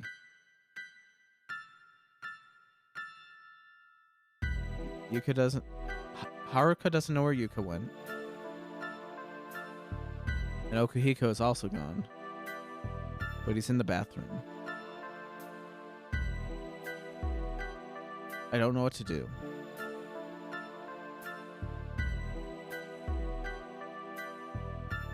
Makoto, there's too much you don't know. It's best if you don't get any closer to her, because you don't know. Don't know what kind of person she really is, how terrifying she is. Why do you hate her so much? She's really nice, I know that. Do you trust her more than my words? It's not an issue of which one I trust more. What happened between you two? The bell. That bell is connected somehow, right? Tell me. Why don't you ask her?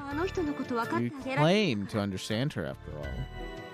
Haruka turns her back towards me, and it seems she's no longer in a mood to talk. In this awkward atmosphere, Okuhiko comes out of the bathroom with the worst possible timing. I ignore him, but he speaks anyways.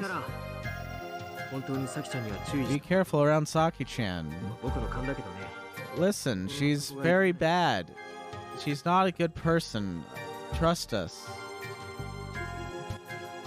Ishihara, seriously, Saki-chan is dangerous. I just start walking, with no direction. Everyone talks so negatively about this girl I like. It's a huge misunderstanding. I don't think she's guilt-free, but hating her this much is unfair. I see her silhouette. I run towards her. I was looking for her, because I want to see her. Catch up to her at the entrance of the shopping district.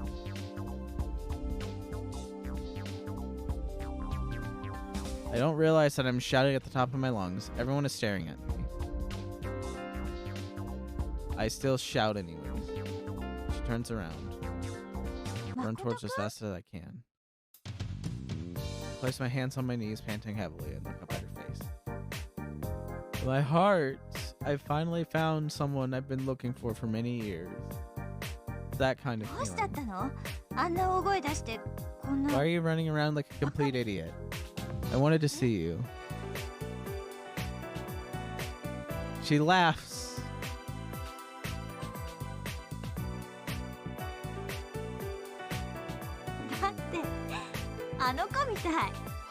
You too. She's talking about the puppy. So I've been demoted from slave to stray dog. When she hears me say that, she bursts into laughter. That happy face of hers causes me to laugh as well. Our laughter echoes to the shopping district. We ignore bewildered glares from the people on the street and continue to laugh. We aimlessly go to the harbor in a good mood. I understand Saki. When I was a kid, I wanted to raise a dog. I often give my food to stray dogs, which annoyed my parents. They'd say, "What are you going to do if it gets attached to you?"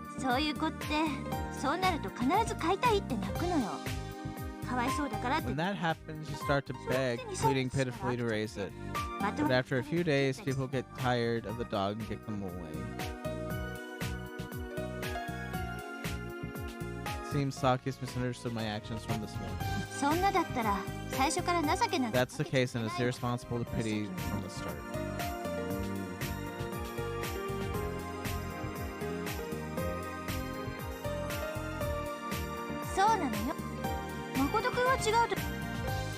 I don't think it was a mistake. How do I put it?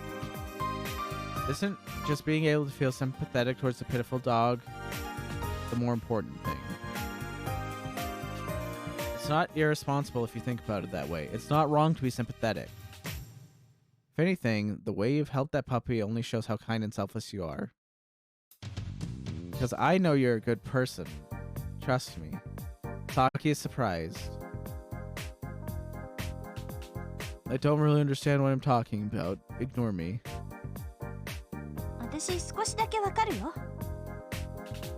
I understand just a little bit. But how many people could actually think that way? The world is full of egoists, people who are only concerned about themselves. I can't trust people because they're like that. You can't trust me. Is that why you like plants and animals so much? They don't speak words, and they don't need to. She heads towards the pier and walks straight to the top. The breeze blows strongly. The approaching waves crash against the pier, shooting up white sheets of spray.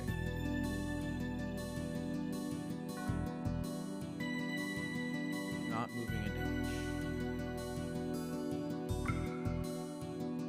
Stand next to her and start talking to her. Can't trust people because they speak with words. It's a lie. Humans are liars. That's why I can't trust them. A sheet of spray hits Saki in the face. She seems unfazed. I recall Yuka's words. Magician's portrait. I say this out loud. She instantly trembles in shock and turns towards me. It was during your cultural festival in middle school. Did Yuka tell you? I nod slowly. I wanted to look at it all alone. I just wanted to see it alone when no one was around.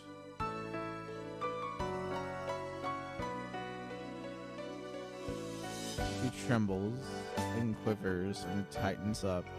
She starts crying. The magician she drew was really incredible. Her gaze is filled with loneliness. Saki nods, biting her lip. New tears overflow. She's overcoming her bitterness. She was bitter. Just bitter. She wanted to see the picture all alone. She was crying like she is now when she looked up at the portrait. Foolish pride? Maybe. Pride of a rich girl who is ignorant of the ways of the world. I find it cute. I think that Saki is cute from the bottom of my heart. Hey Saki, I was thinking. The janitor on patrol saw you running. You said that, but you weren't running because you destroyed the painting. You just didn't want anyone to see you crying. Isn't that right? He gives a light nod while muttering. The only ones who listen is the stray cat who lives at my school, and this cherry blossom tree on my campus. You're wrong, Saki. There's one more person you can talk to. And it's me. I'll become the cat in the cherry blossom tree. Embrace her without a word. I don't want to see you cry. If this were a movie, things would have ended perfectly, but reality doesn't go that well. Will you always trust me? I will.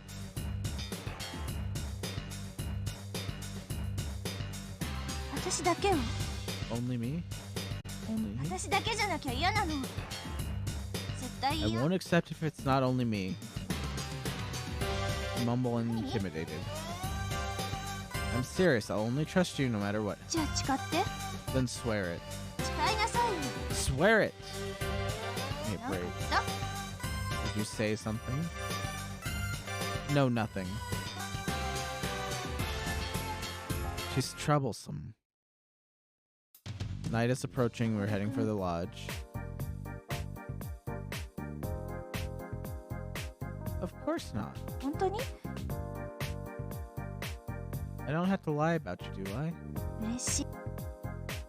Well, she's happy that I'm telling the truth.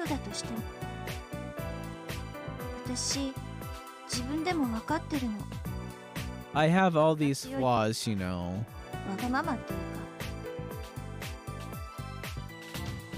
Seems like everyone's misunderstanding you.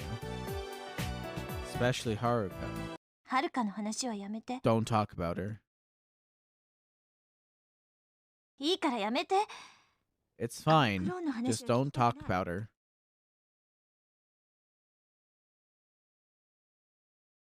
I might have a connection to the bell. But it's just a plaything. You said it was, but what do you mean by that? Can't even tell me. Haruka threatened me.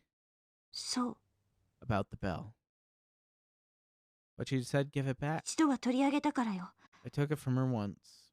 But it was when I got swallowed by the wave.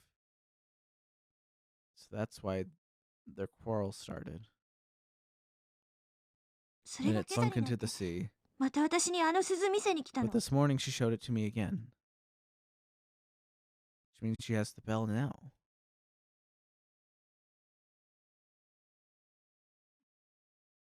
Saki, you're not the one who actually has it, right? No, if you don't have it, then it's fine. So you really don't have it? I promise I won't lie to you. I trust her. I just promised it earlier. No matter what happens, I'll trust her. Go to Luna Beach. Izumi and Kurumi come out, just closing shop. They're headed to the lodge to cook dinner. We go together. Get start.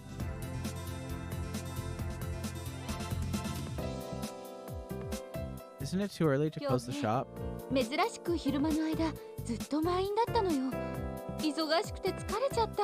It got too busy today. We're closing ahead of time.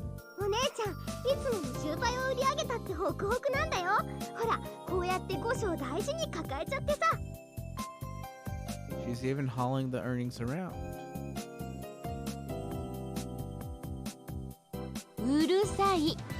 Don't talk about it.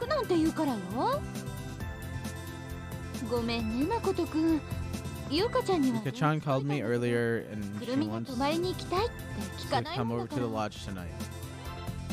I am Kurumi's chaperone, making sure she doesn't cause trouble.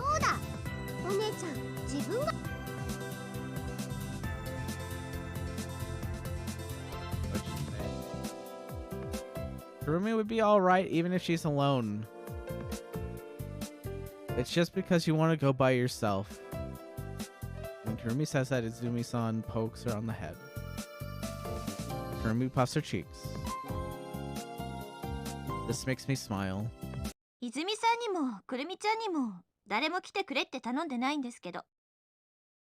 But without you two, there's no one to service the shop if someone else comes. If today was so busy, shouldn't you have kept it open for a little while longer? After all, it doesn't get busy.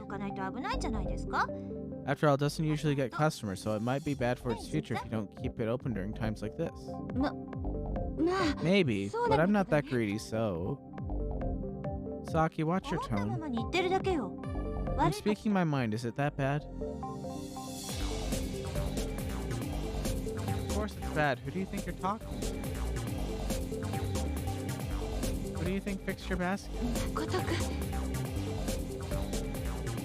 I'll tell the truth.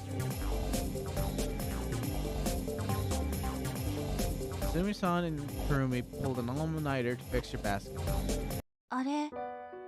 It wasn't me? I'm an idiot. I should have known. She runs away. I can't chase after her. I made the same mistake as Okihiko. I didn't have any ill intentions. Even such as liars, her words weigh heavy on my heart. I isolate myself in my room. Haruka sitting there.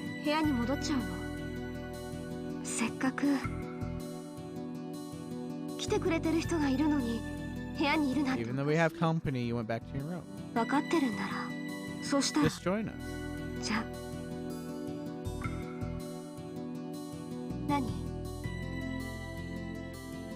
Do you have the bell, Haruka? Saki doesn't have it. Saki said that you had it. I don't have it. Say, Haruka, would you entrust me with that bell for just one day? Can't tell you the reason why. It's just, it might be very dangerous. The instant I say that, I notice a change in her behavior.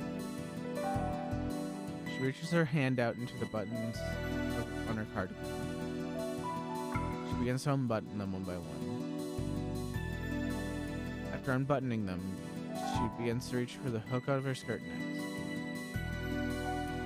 Stop her from moving. If I let you strip search me, then will that satisfy you? Haruka. If you don't trust me, it can't be helped. I get it, Haruka. Can't look at her eyes. She buttons up her cardigan. Can't move. Once she straightens out her clothes, she wordlessly leaves the room. Flop on top of the bed. I have deceived people and lost the ability to trust them. I've turned into a horrible person. But Haruka and Saki, it's not clear which one of them is lying. This conflict rages inside of my head. I can't escape from this agony. I shut my eyes to turn it off. I'm too distressed, so I can't sleep well tonight.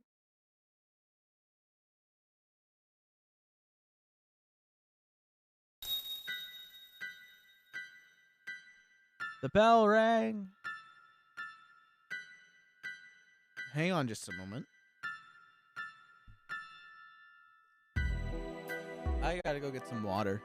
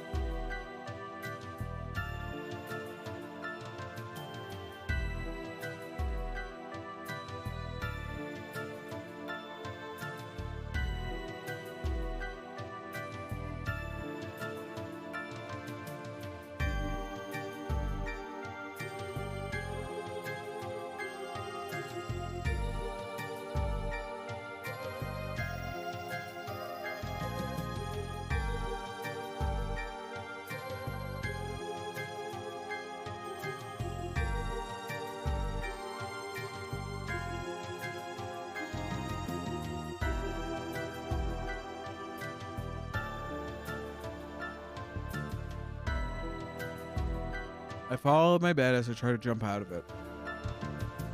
The same sound from my hopeless dream. My heart pounds violently. It came from the living room. I feel sluggish and run towards it. It's pitch black, impossible to see anything. I hear the sound of the bell again.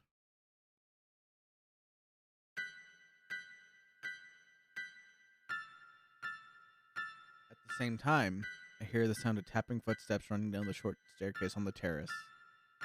It's outside. I open the front door. Rushing down the staircase, I plunge into the downpour. Near the entrance of the forest path, I see two bright red lights. They're taillights of a car. Shadow runs towards the car. It has a ponytail that sways in the rain. The door slams shut. The headlights turn on, illuminating the countless falling raindrops. The car has a white sphere-shaped object on its roof. I've seen it before on certain cars in the cities. Taxi.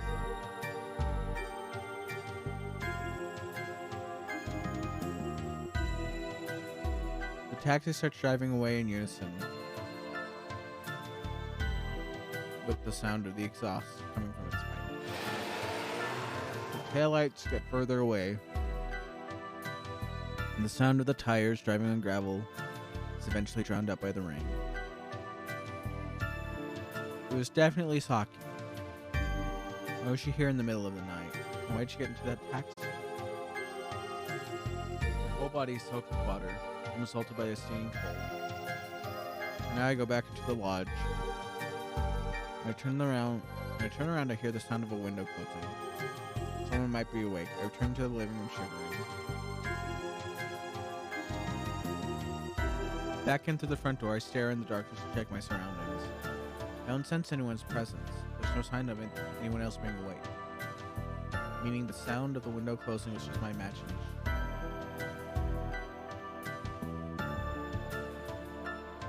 Think of it that way.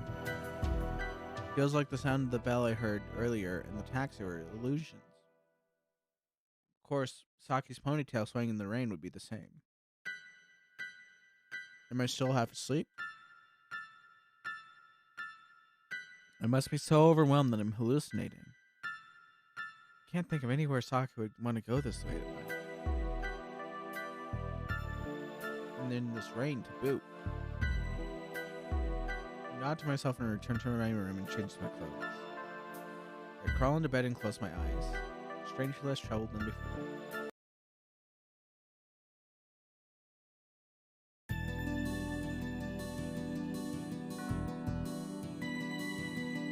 I wake up.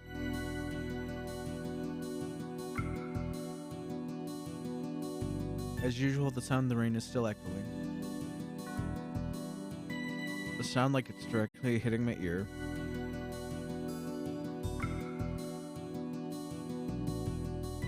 The downpour is still going on. It's a little loud for me to try and fall asleep again. I hear a loud scream. Uneasily, I jump out of bed. When I rush into the living room, everyone else gathers in succession. In the center, Izumi-san is flustered, overturning her handbag. Her face is... That's not me drunk. That's how it's written. Her face has gone pale, and her eyes are bloodshot. Izumi-san, what happened? The proceeds from yesterday, they're all gone. This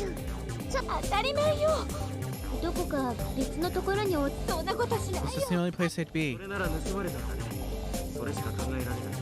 Then they were stolen. It's the only thing I can think of. One of us steal them? It wouldn't be one of us. It wouldn't be hasty. Are you sure that she was the only one stolen from? Maybe our wallets were also stolen as well. Let's check them all. She runs to her room. We all run up to check our wallets. gathered, no one says a word. どうする？ What do we do? この中の誰かが犯人。 Perhaps someone amongst us is the culprit. Haruka, don't say something stupid. Possibility. そうなんだけど、 I think that's bug. 何？ More importantly, we need to call the ま police. ずだ。その前に僕、 This isn't the time to be telling us your concerns. Call the police.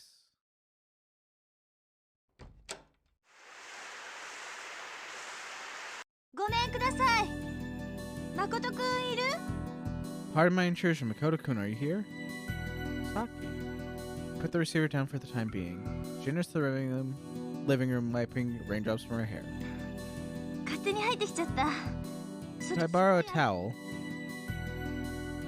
Zumi-san raises her head and looks at Saki. They all glance at her. Haruka steps back, and Kurumi looks at her with upturned eyes. She doesn't notice how the other ones are acting, and approaches me. 誠くん、ちょっといろいろ Oh, there's a few things I have to tell you. Saki, now's not the best どう time. かしたの？ She seems to notice everyone's changed behavior. She tilts her head questioningly as she surveys her surroundings. 泥棒に入られたのよ。 A thief broke in. 泥棒？ Everyone's money was stolen, and all of yesterday's proceeds from Luna Beach are completely gone as well. まさか君じゃないよね。昨日の真夜中、君ここに来たでしょ。 Did you come here in the dead of night? 見たんだ。君がロッジから出ていくとこ Because I saw you, ろ。それからタクシーに乗って、 and I watched you get into a taxi. Then it wasn't an illusion after all. 知らないとは言わせないよ。 Can't say you don't know about it. There was another witness. 誰？石原。見た。 Hara, would you tell us what you saw? 誠くんが？何を見たの？ What did you see? 君も彼女の顔を見ている。 Did you see your face? 誠追いかけた。 No, 嘘を I つくのはやめてくれ。 don't lie. I lower my head, fully aware of their gaze. Lift my head and face Saki. She's staring at my eyes. I definitely followed. 誰だったの？誰？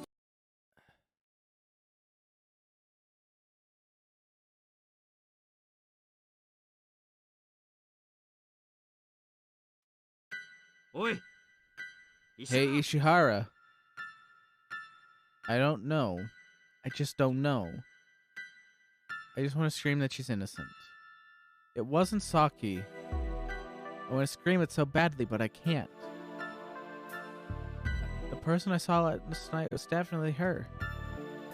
That's why I can't cover for her, even though I want to trust her. I don't know what to do. My mind is scrambled and I lose all ability to make any sound judgment. もういい。その態度を見ていれば言われなくても分かった。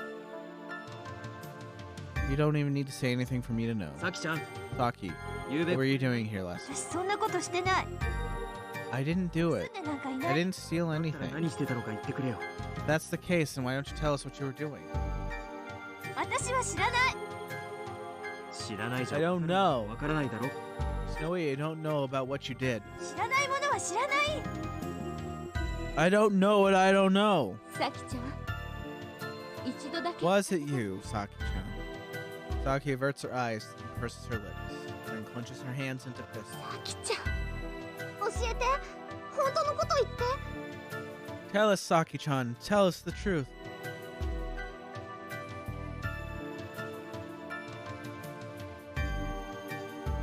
I finally managed to say your name. She looks at me. Her desperate gaze is begging me to help her. 誠くんは I trust you. 嘘。 I'm not. じゃないならどうして何も言ってくれないの？ If you're not lying, then why are you saying anything? Why aren't you saying anything? It wasn't me. Saki, give an answer so everyone will understand. Once you do that, everyone...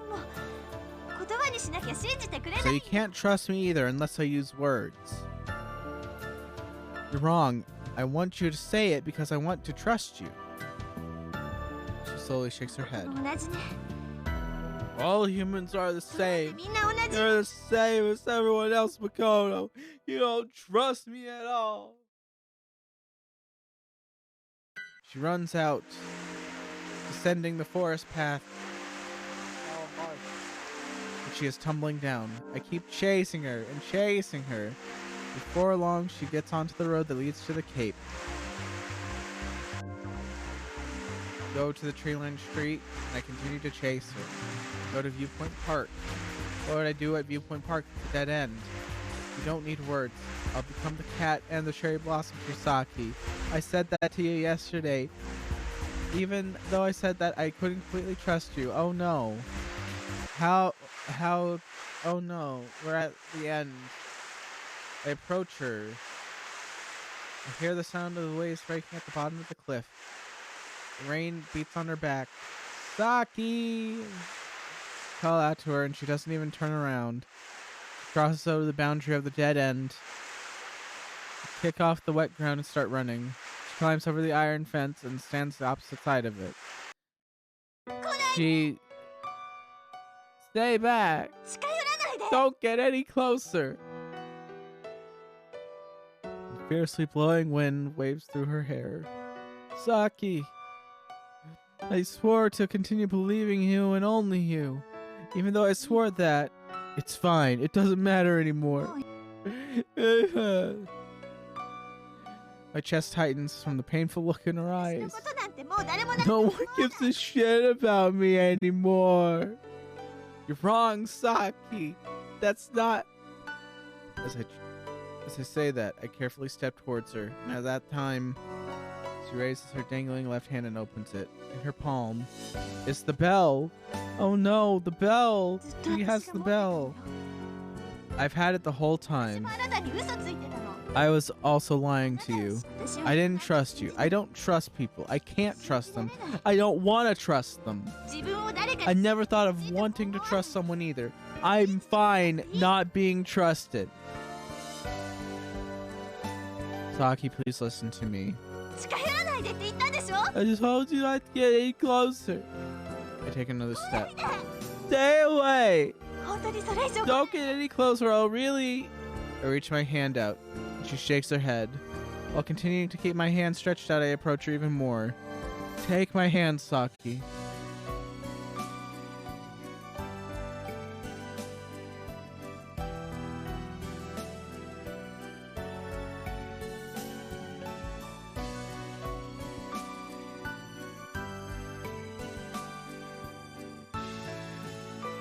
Take a firm step, and in that instant, she lets go of the fence with her right hand and closes her eyes. She leans backwards. The bell slips from her now powerless left hand. And like that, she falls. Like a scrap of paper dancing in the wind. Saki, no!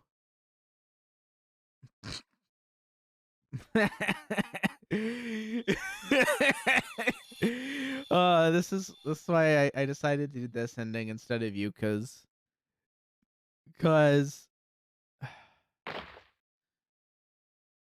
it's just terrible. It's terrible. I'm already out of water. So this girl is literally fucking killing herself because she refuses to explain the situation.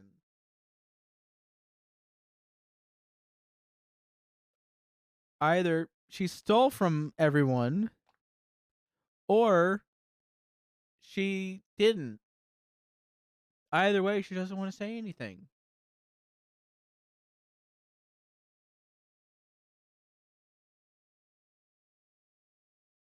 It's just like, what are we supposed to do with that? We can't help you.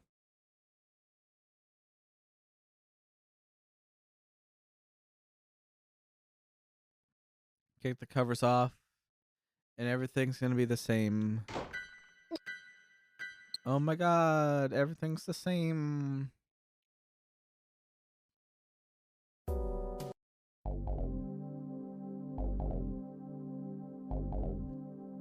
I dive in. This time I don't hesitate. I jump off into the ocean. I'm the one that saves Saki. Everyone is shocked by this. I go for the bank and manage to get her to shore. See a light in her hand. It's the bell. I grab it and stick it in my pocket. I quickly get up on the pier so I can hold her in my arms. Now I'm here instead of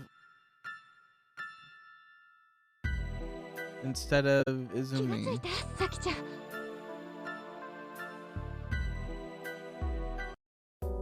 I changed history. Oh no. でもよかった。一時はどうなることかと思った。人間ってなかなか死ねないものね。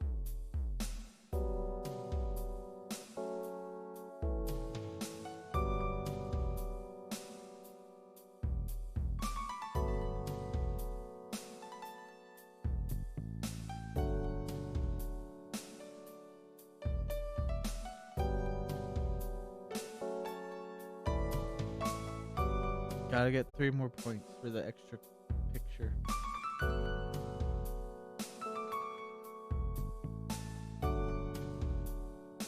ごめんなさい。素直に喜べばいいのにね。だから私可愛くないの。せっかく誠くんに助けてもらった命なのに。I'm not cute, but you still saved me. She thinks that I saved her life. Well, it's true. But her honesty is throwing me off. それよりこれからどうするの？ずっととりあえずたまには人の役に立ちなさい。おね。Playing out exactly the same. I want to be by Saki's side though. じゃあお願いし。After everyone leaves, we face each other. She believes that I saved her life. I can tell by the embarrassed way she's looking at me. She says she can't trust people and acts tough, but she really can't help it. She wants to trust people. As I remember her, I decide to have her reveal the connection to Haruka and the bell. By the way, what were you talking about to Haruka? Just before the wave hit, you were talking with Haruka. You ran all the way towards the tip of the pier. Did you hear something from her? No, but I'm worried. About you, not Haruka. Why are you worried about me? Doesn't matter. You won't tell me. Take it out of my pocket. Your face turns pale. This bell means something to you, doesn't it? I at least know that much. I ring it. Saki reacts to the ring. She averts her gaze, but her body is visibly trembling. Tell me what happened. I embrace her as hard as I can. Don't worry, I'm here. I trust you. Saki gives a small nod. When I was a kid, there was this charcoal burning hut behind my summer house, where a girl about my age lived. The only ones that lived here were her and her father. She and I became good friends. I gave her the bell. There's a bell I got from my mama. I don't know if it's that bell, but it's a spinning image of it. When I did that, my mom got really angry and told me to get it back. I told my mom I wouldn't take it. Then my papa, if you don't listen to what your mother says, then you're not my daughter. And that I may as well join the girl in the charcoal burning hut. That's why I went to get it back together with Mama. The girl tried to chase after me when we retrieved it, acting like we were thieves. I was told to throw a stone at her, so I did over and over. She was left heavily bleeding from her forehead. I was scared, really scared, but despite that, Mama told me it was alright. You mustn't be friendly with clones. You mustn't sympathize with her. That girl was a clone. At that time, the clone law hadn't been passed yet, so they were living in hiding. Haruka has a scar on the left side of her forehead. More than anything, she has the bell. Why is it? Took it again. I was scared. Was that girl really Haruka? I can't remember her name anymore and I don't want to. Saki, try to confirm it. Have a proper chat with Haruka and try to confirm it. I can't meet with her. The truth is, I get scared whenever I see her face. Leave the rest to me. I'll do it. I look into her eyes and speak with a firm voice. It's fine. I'll continue to trust you and only you. Her eyes widen and she loves me. After that, I reunite with the others at Luna Beach. I get no chance to talk to her alone, catch up to her, and we return to my room.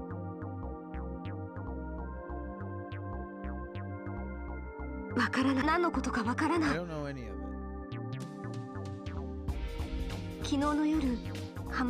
I found that at the beach.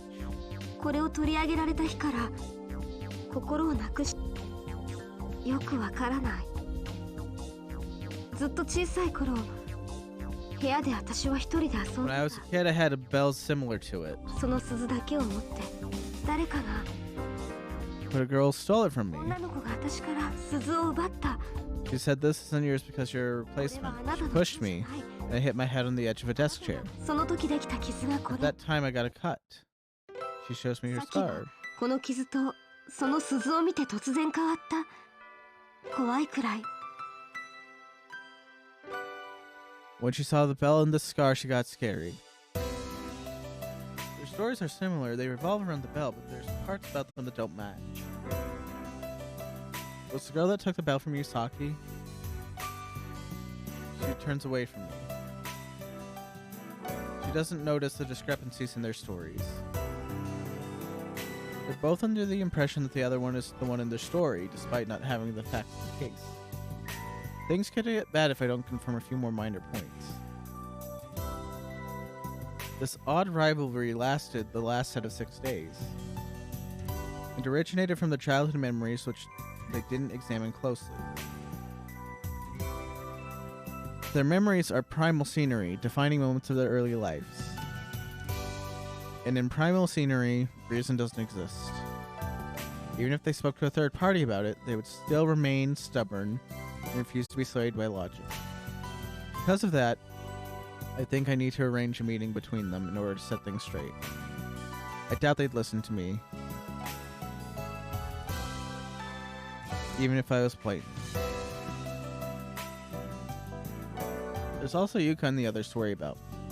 I don't want to attract unwanted attention. That'll lower my chances even more. I remember, on this very night I promised to go fishing with Haruka. I'll take them to the pier, and they'll settle it there.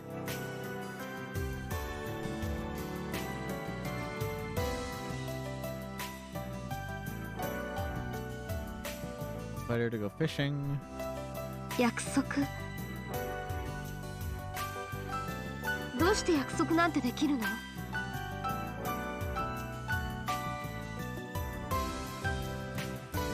明日の You made a promise, 信 and I trust you. 私信じ私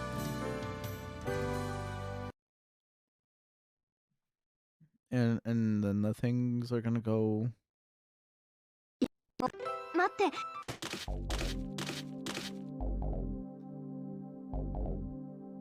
Oh no, she's crushing the basket. But it's happening earlier. さっき違う私に近寄らないで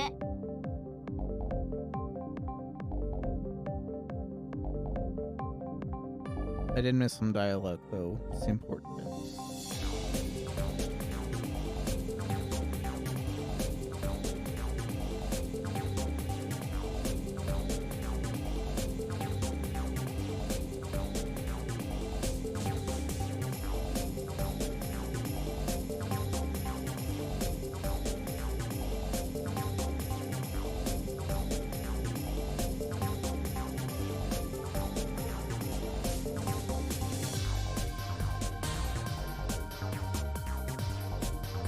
Alright, so I'm the reason Saki is mad now. 何よ来ないえ Everything happens the same, just earlier.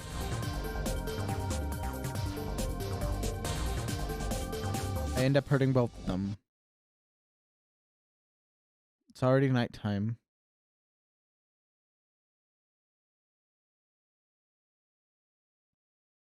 I can't change Saki's situation.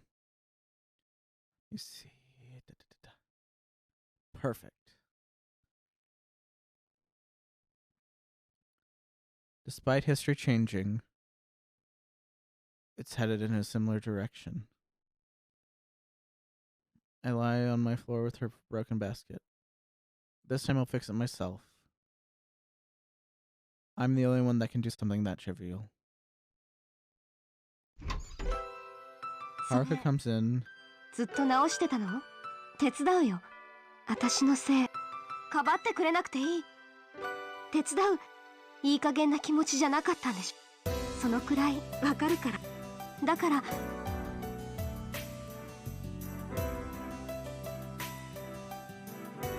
I hate it when I see the two of you like you are right now. Your relationship is strained over misunderstanding. It's strange. You might be scared, but I want you to leave it to me. I think it'll take until tomorrow morning to fix. It's a really big job, you know. Haruka gives me a smile. And here we are, on the 4th. I go to her Saki summer house, I press the intercom button. I wait around.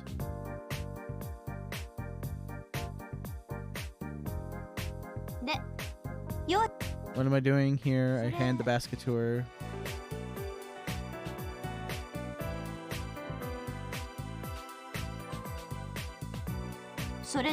And I say everything the same. She mocks me again, and I chase her inside. And everything's happening the same. She's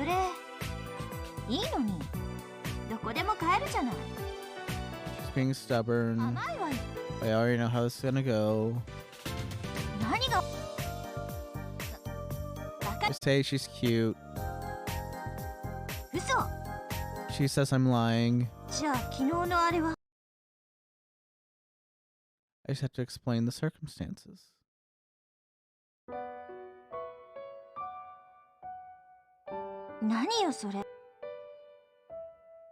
I explained it to Haruka too. I wanted the two of you to talk.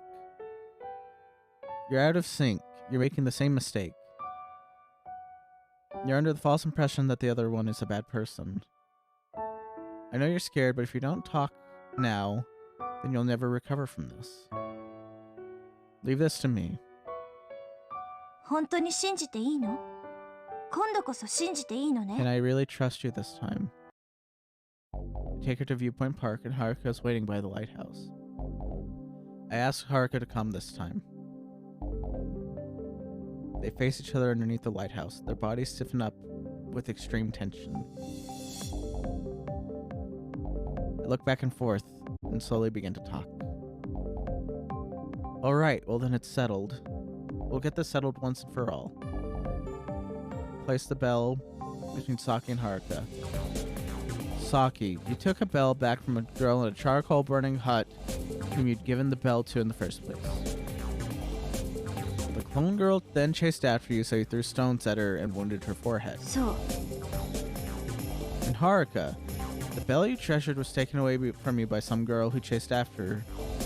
You chased after her and were pushed away. You hit your forehead on a desk chair and got that scar. So in both of your stories, you either took a bell or had one taken from you. Both stories ended in a girl getting wounded on the forehead. But what about the rest? For example, ages. Haruka, how old were you got that scar? It was before I could go outside. What about you, Saki? How old were you when you played with that girl from the hut? Since I was 6 years old. If Saki was 6 and Haruka was 5 at the time, normally 5-year-olds are allowed to go outside. Which means that a large time gap between your memories Haruka's must have happened sometime before Saki. And the stories regarding the origin of the wound don't match up. Saki said it was caused by thrown stones, and Haruka says her scar was caused by hitting a desk chair. Because of your very strong memories, both of you neglected these small differentiations and are convinced that the other was the girl from your memories.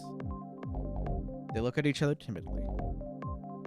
This is the main reason why this happened. I say this and hold up the bell. Both of you wait here. Clench the bell into a fist. Because of this bell, you two both made a strange misunderstanding. But this is the end of your fighting. It will end here. I throw the bell over the cliff. It shines in the sunlight, leaving a small ring, and begins to sink into the sea. With this, I've changed history. The previous conflict has disappeared without a trace. After that, we went to the barbecue. Drank and all the other fun stuff. The relationship has changed, and I am happy. Go back to the lodge, and everyone comes with us. Oh, there's a hot spring nearby. Ooh.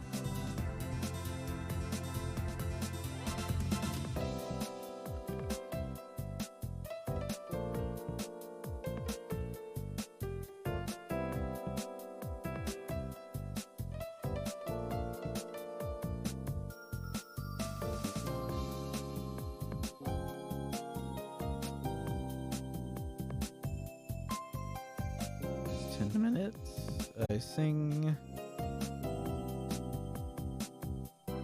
This bath feels amazing. Turn towards Saki. She looks at me. I can see her boobs, and it's distracting. I look away, but I don't know where to look. I look at the sky, then my feet. Did you notice that I was staring? I give an answer that doesn't seem like I'm trying to smooth things over. She was extremely calm. You really are a boy, after all. Blood rushes to my head. As a man, it was an incredibly embarrassing moment. She's quite perceptive, and with no comeback, I decide to say an evasive comment. I'll go wash my head. I stand up. I want to get out of here as soon as possible. Suddenly, I slip on the crag and lose my balance. I grab onto something soft and big before my eyes.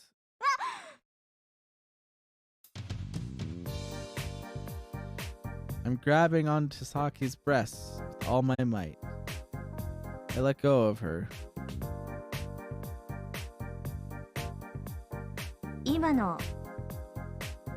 You're wrong, that wasn't intentional. It's too much of a coincidence. It only happens in visual novels. A convenient accident. Explanations are useless. I'll quit while I'm ahead. Besides, she's not seriously mad. She would have slapped me by now. She's calmer after our mending the relationship with Haruka. This is her true personality. As I think things like I got a little lucky, we decide to leave the hot spring and head back to the lodge. On the way back, as I'm walking through the forest, she runs to my side. She thanks me for this morning.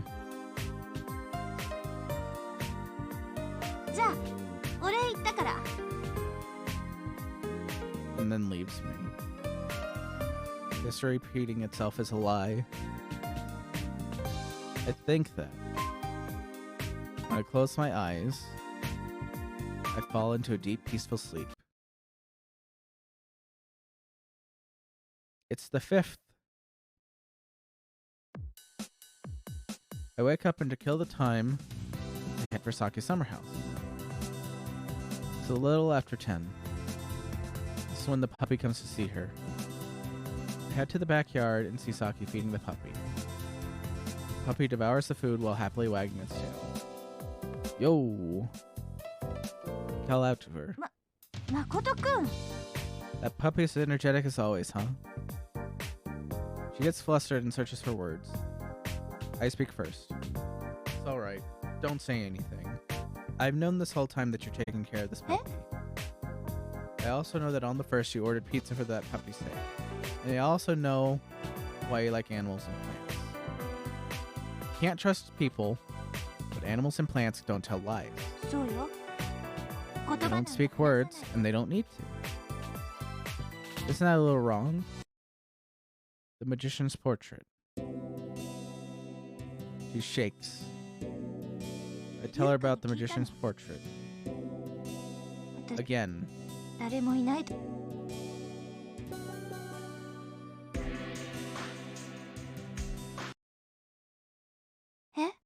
It's exactly the same. This is what we call this is kind of what we call padding. And I think that if it were written today, this part of it would just be written like, I go over the magician's portrait again. And you wouldn't be reading all this a second time. At least in like a more modern remake, this would be the skip red text option. The day ends, and Izumi-san and Kurumi come to the lodge to sleep over. They're as cheerful as ever. She doesn't act rude towards them and has fun. Ika also doesn't seem bothered by the magician's portrait incident, too. It's better that she's completely forgotten about it. As long as the bell doesn't show up, nothing unpleasant will remind me of those unpleasant memories. I think the right way for me to live is to leave all those things behind. Like last time, Izumi-san came here with a bulging handbag around her arm. Of course, it's inside it is today's earnings from Luna Beach. That fateful day has finally arrived. Between tonight and sunrise, someone will steal all the money. This time I'll prove Saki's innocence. If I do that, then the incident tomorrow shouldn't happen. I sit down and watch all night. Everyone else is in their own rooms, and Saki went back retreating to her summer home. I can hear girls' tearful voices from Yuka's room. As I listen to them chatter, I determinedly wait for the criminal to show up.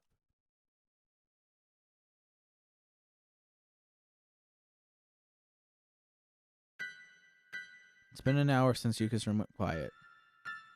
Rainfall started outside the lodge. The cuckoo clock.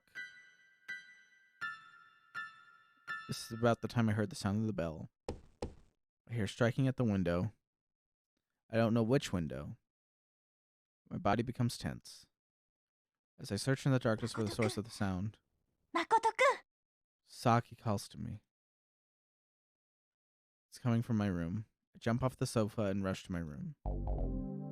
No one's here. I don't hear her voice anymore. The sound of the window being tapped has stopped. I open the ceiling and raise my body up. The rainfall becomes a deafening roar. I get soaked. I squint my eyes in the rain. There's no sign of anyone here. I shut the window and I hear the front door closing. Damn it. I run like a bullet. There's no one in the living room. I open the front door and rush outside. Someone is running down the staircase. I lean forward and look down. I see a girl running. It's Saki. Fiercely running towards the forest path in the middle of a downpour. Saki! She can't hear me though. The violent roars drown my voice out. She's holding something against her chest. So Saki really was the thief. Near the entrance of the forest path, I see the taxi. Saki gets in, and the taxi starts driving away in unison with the sound of the exhaust pipe. Taillights get further and further away, and the sound of tires driving on gravel is drowned out by the rain.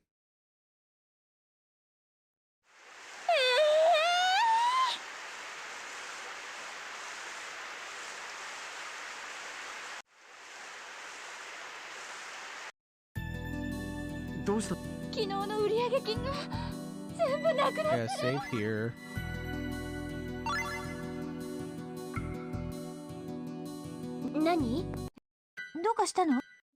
Everything's happening exactly the same. I don't know. It happens again. Exactly the same, because it's not the good ending, it's the bad ending. There we go.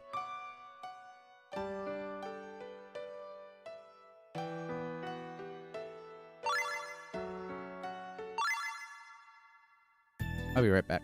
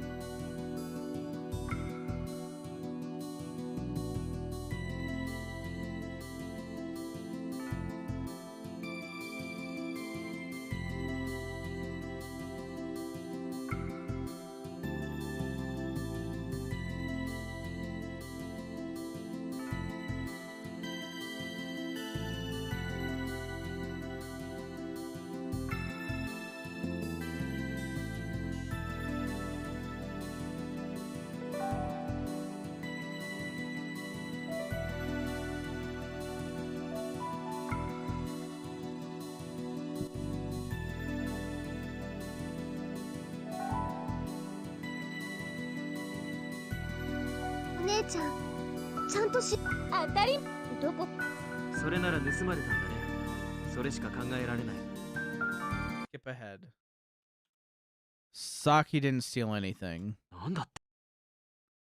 She isn't the kind of person that would do that. It's true that last night she got into a taxi. But that doesn't mean she's the culprit. It's impossible. What doesn't matter, does it?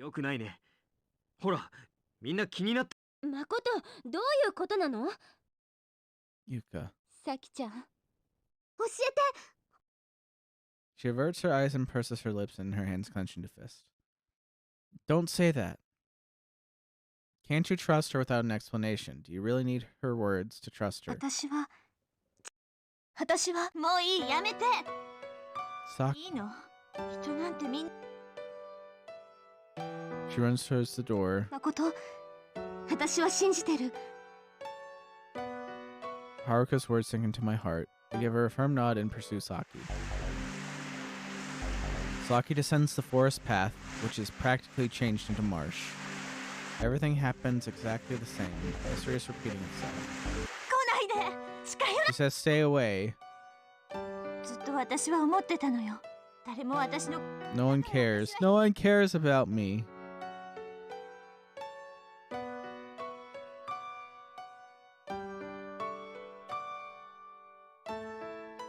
I'm here because I trust you.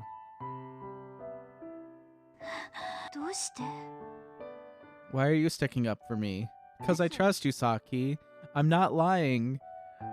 You don't need words. From now on, I'll be your cat and your tree. And that's what I said, right? Besides, you now have a reason to trust people. Saki is taken aback. Saki, you're such an idiot. She's sobbing and I approach her. I embrace her from the other side of the fence, and like that I lift her towards me. Makoto-kun. I'm hugging her, and she is the most important thing in my life.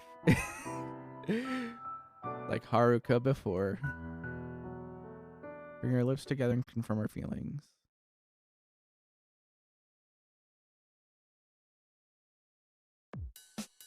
The storm has cleared up. It was all fake. Today the camp ends. Yesterday after the incident, I brought Saki back. We spent the whole day in silence, and it would have been alright. Instead, she told me what had happened on the night of the 5th, through the early hours of the 6th. Saki was sleepless and walked in the rain when she saw a limp puppy collapse on the side of the forest path. It was that very same puppy. Perhaps it was run over by a car. When Saki thought that, she frantically rushed to the summer house and called the island's taxi service. Taxi arrived almost 10 minutes later. Saki thought she'd also try to inform me. And so from the lodge's terrace, she used the long tree branch and knocked on my window. She also tried calling out to me, but I didn't reply. Of course! It was because I was in the living room. When I heard her voice, I went to my room. At the same time, we completely missed each other. She rushed to the taxi, and the thing she was holding was the dog. After that, she brought it to the clinic. The doctor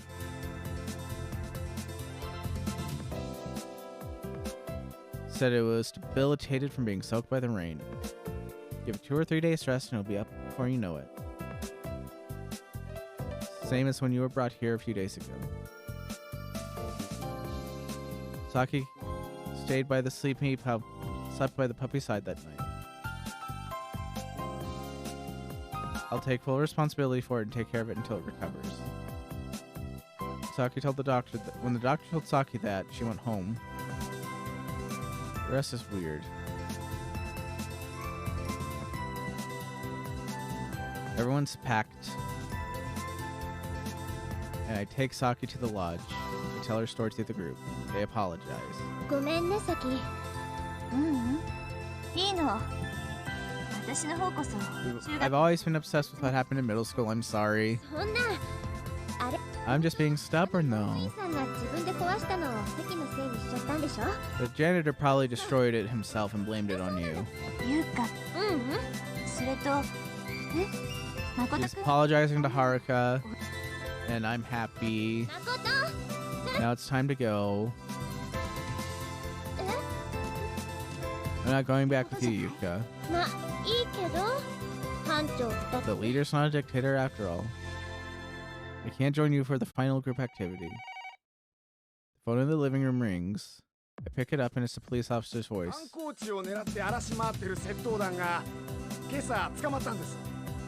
This morning we caught the group that's been targeting tourist attractions and robbery. From their confession we know that they broke into your lodge. They broke in around 12:15. The exact time I rushed out of the lodge to chase after Saki. The thick fog has finally cleared up. When we part from everyone and we head for the clinic, the puppy is full of energy. Like it instantly recognizes us and gets excited. We thank the doctor and take the puppy and go outside.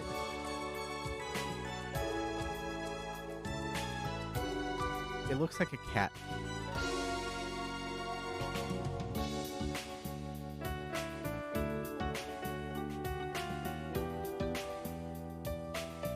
Saki grows uneasy and frowns. What am I gonna do with this puppy when we return? Don't worry, I'll take it in. You will? My apartment's worn out, and thanks to that, no one else will be living there. There won't be any trouble. Could you take one more in? She looks at me with sparkling eyes. And that will be one person and one dog? Saki answers, giving a sheepish grin. I embrace her. The puppy is interposed between us and cheerfully wagging its tail.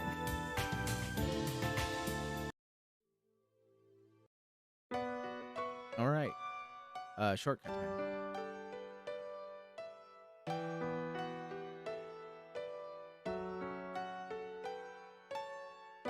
Okay, this is kind of broken then.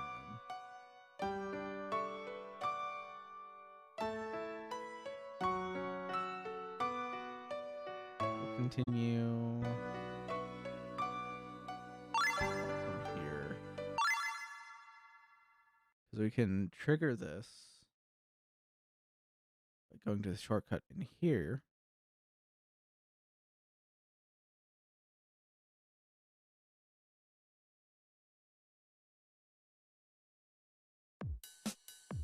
Cherry blossom.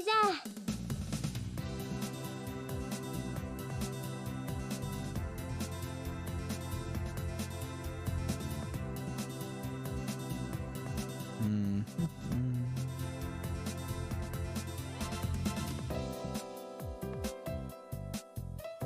Then I won't get the CGs, I guess.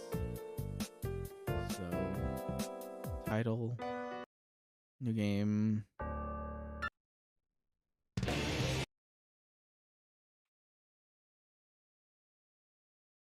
Look at that, we've already got the choice.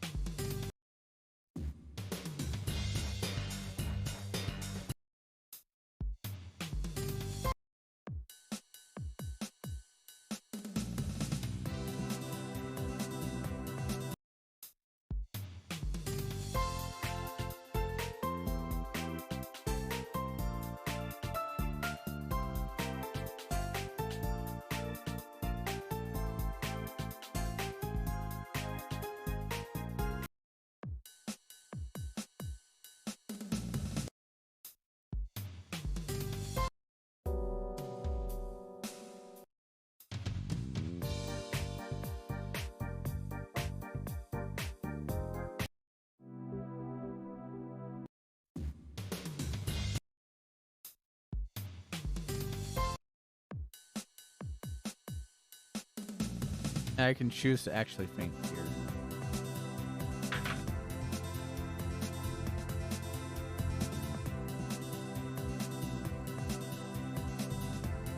Let me look at that real quick.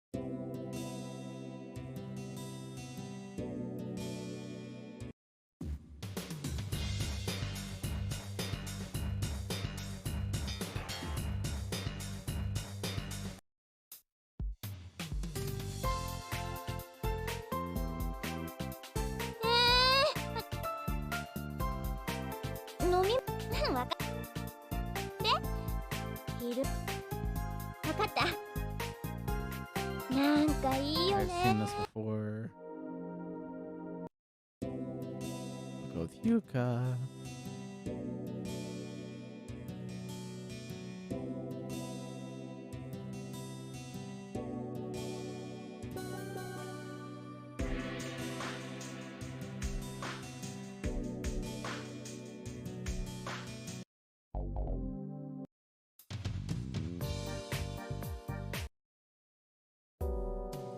I don't have to go.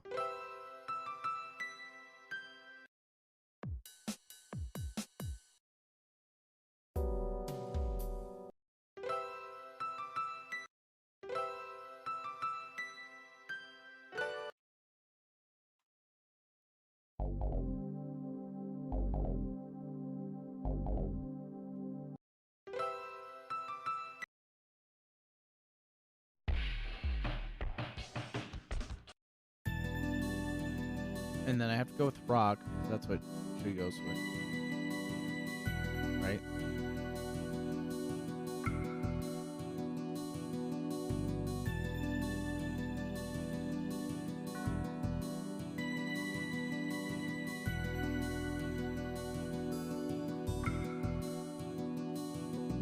And then we've seen this.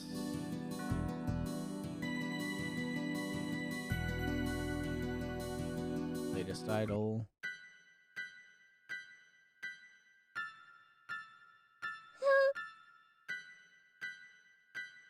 Let's see.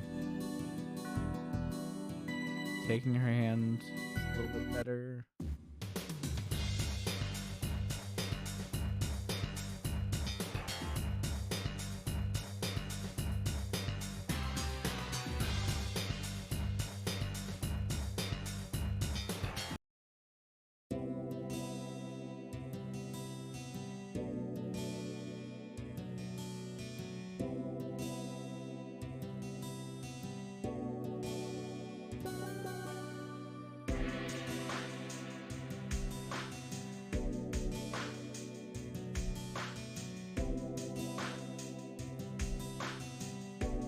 Swing.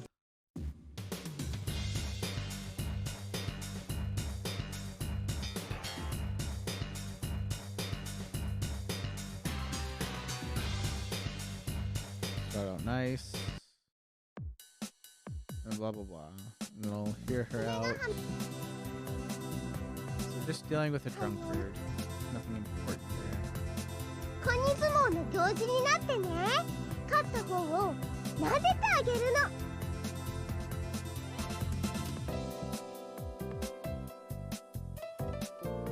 Go to the cherry blossoms.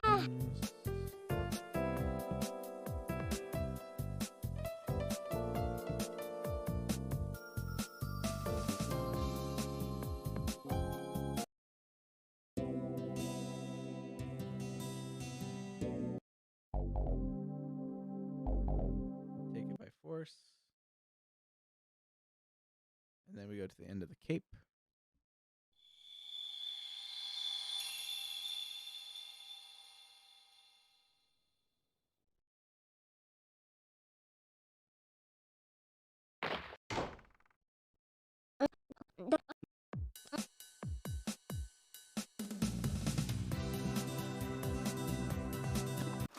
See, it is this day, and テラスに何かいたのかい？ I think she remembers. No, she doesn't remember. あ、ところでみんな朝ごはん。ああ、じゃあ何かご理由に確か There we go. ここに卵とトマトとコンビー We're gonna take eggs, tomatoes, corned beef, fermented soybeans, enoki mushrooms, and チ mayonnaise. ョコとアイスとマス Chocolate ice cream and muscat jelly. それを全部ミキ And サ I'll ー put it all in a mixer. あ、私も Me.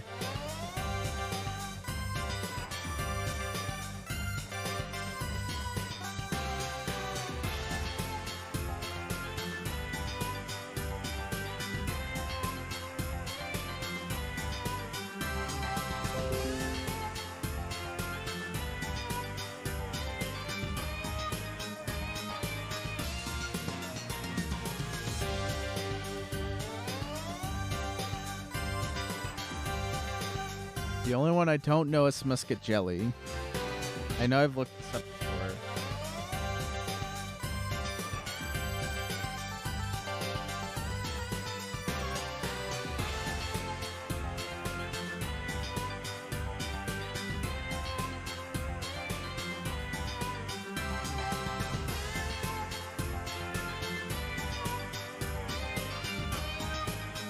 Oh, hey, someone's selling it now.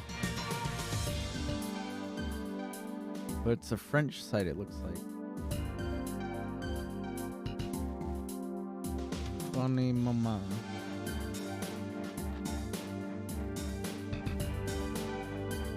Hang on, let me go to Amazon and look it up.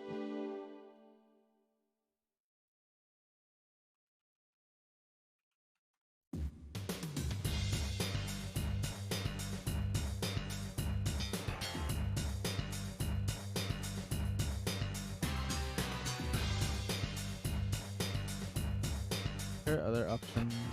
Can I just buy one?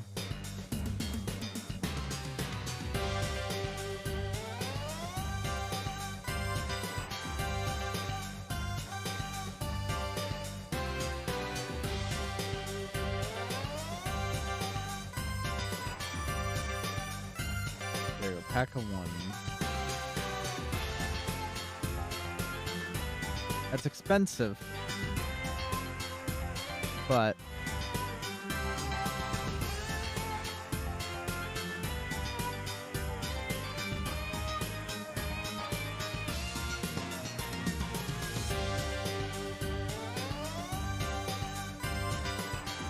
I'll add it in.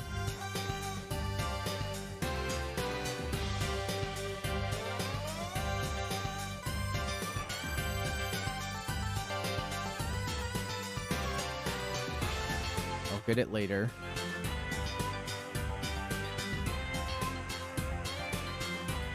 We're gonna make it. We're gonna make Yuka's concoction. We'll throw it into a blender or a mixer. My mom's not gonna be very happy with me when I do this. It'll taste good, I promise. And I'll add some toast to it.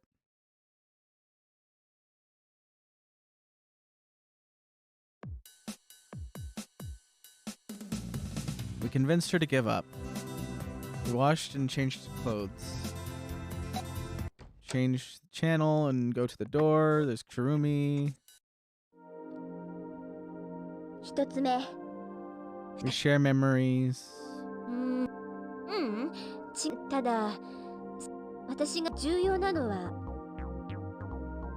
had the same dream last April 1st. This isn't the first time we've experienced this. Time traveled before. Maybe March 31st. Really think so? I think the day before the forgotten April 1st was actually April 6th. We have no clue how many times we've been through today. This could be the 300th time or the 300 millionth time. Counting is pointless. Perhaps we've been repeating this countless times for all eternity. There's no beginning and there's no end. An infinite loop.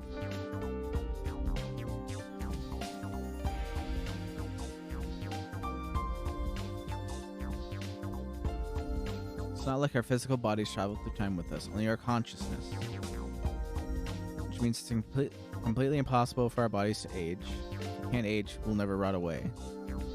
We won't die. But that's wrong. We can't die. I'm hit with despair.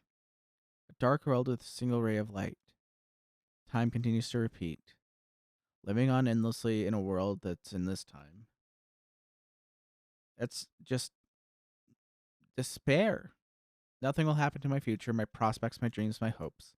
I'm in a prison, chained in the small cell where everything repeats without change. Over and over until I'm skinned to the bone. And then there's the bell. I failed to save her thousands, if not tens of thousands of times. Broke my promise because I hesitated for one moment. It happened because I thought of that. Thought of myself first. Because I held my life dear. I'm the one that killed Yuka. I've killed her thousands of times and will continue to do her. That's simply... I feel pain in my chest and all these memories flood in. I can't run away like that. But I'm a coward. If you want to be free, then you mustn't be afraid. I'll fight, even if it's predetermined. I'll shatter into pieces. I'll destroy your fate. I'll break from this hellish cell. I'll break out of this infinite loop. I'll tear them down. I'll protect Yuka. I can't break her oath ever again. I grab her arm, and we walk. We're going to the free world. We gotta get on the ferry.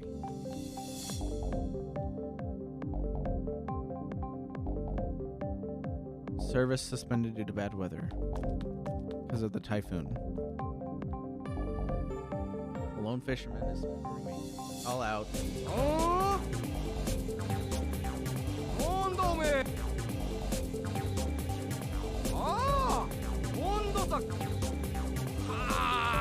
Too bad. Bad weather rolling in. Crops coming in from the sea. Cyclone. It's a season for them. It's called El Nino.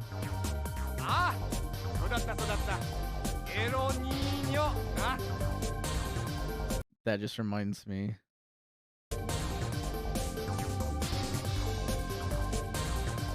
Gotta play a song now.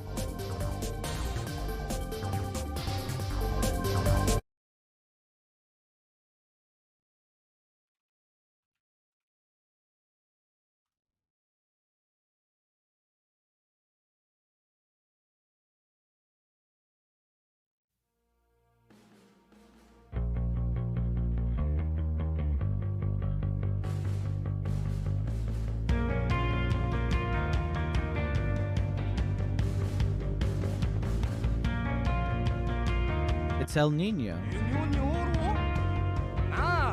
Whatever the name is, it doesn't really matter. Anyways, because of that, we're getting a bad weather from the ocean.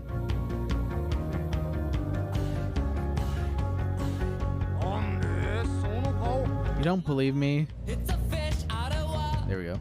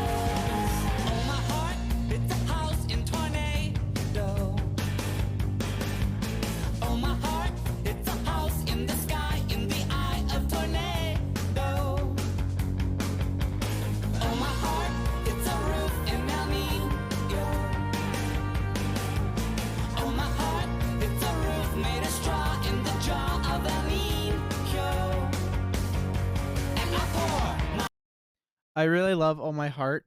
The entire Oh My Heart album by Mother Mother is pretty good. What's the other song? Let me go to their... No, I don't want to play another one. If I can find... Here it is. So Oh My Heart is really good. Burning Pile. Burning Pile is amazing. I love it. Just good vibe. Then what's the other one? Oh yeah, Sleep Awake.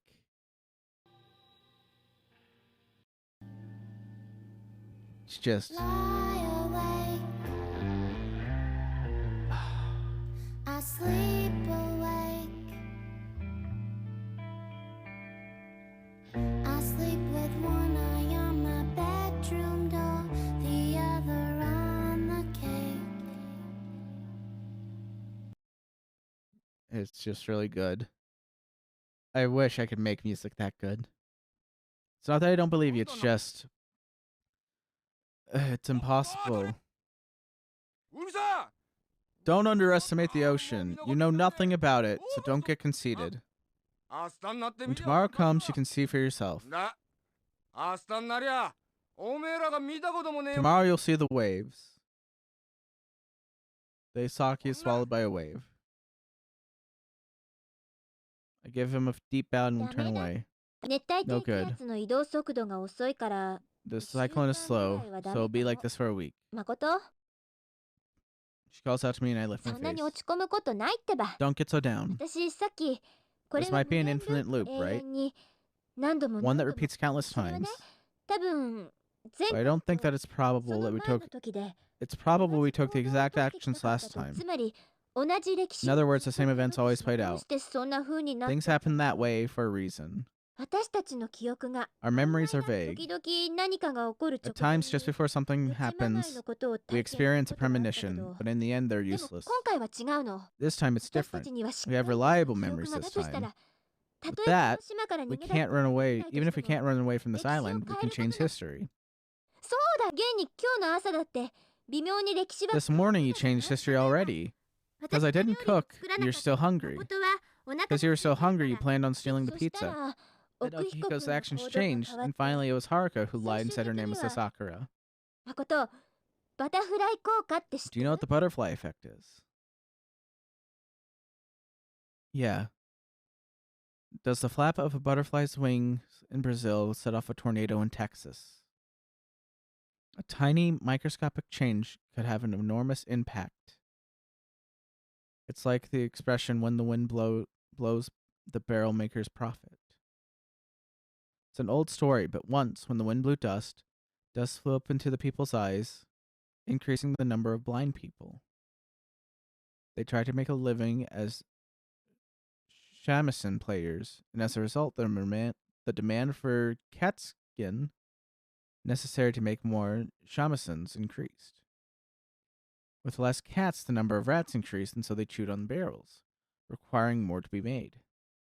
So in the end, the barrel makers profited. そうだからそういうことなのよ。歴史だって小さな小さな微小な History isn't の積み immune to 重ねな this わけじゃない。 accumulation of microscopic だから events. ほんのちょっとした変化を加えただけでも現 If 実 we が increase our 180 number 度 of 方 small 向転換 trifling するよう changes, な it こ could be とだって possible to 起 take こり得るん make だよ。 reality take a 180. 歴史はきっと変わ History will definitely change. We will change history. This is our last chance. By chance, the same events occurs on this April 6th. Then we might not get another chance to break out of this loop again. Isn't that right? When we wake up the morning of the 1st, there's no guarantee that we'll have our memories. 確かに We'll change it, of course. I agree with you there. But we can't act selfishly. If we go in with all or nothing. Can't repeat things. This is our last chance. So don't pull us down like you did last time. Swear it right here, right now. No matter what happens, we won't go near the shrine again. Promises must definitely be kept.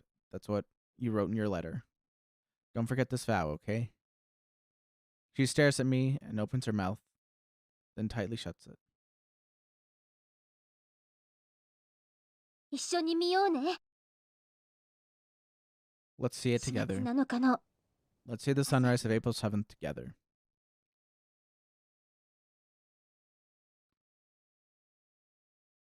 And with that, I think that's a good place to wind down, call it good.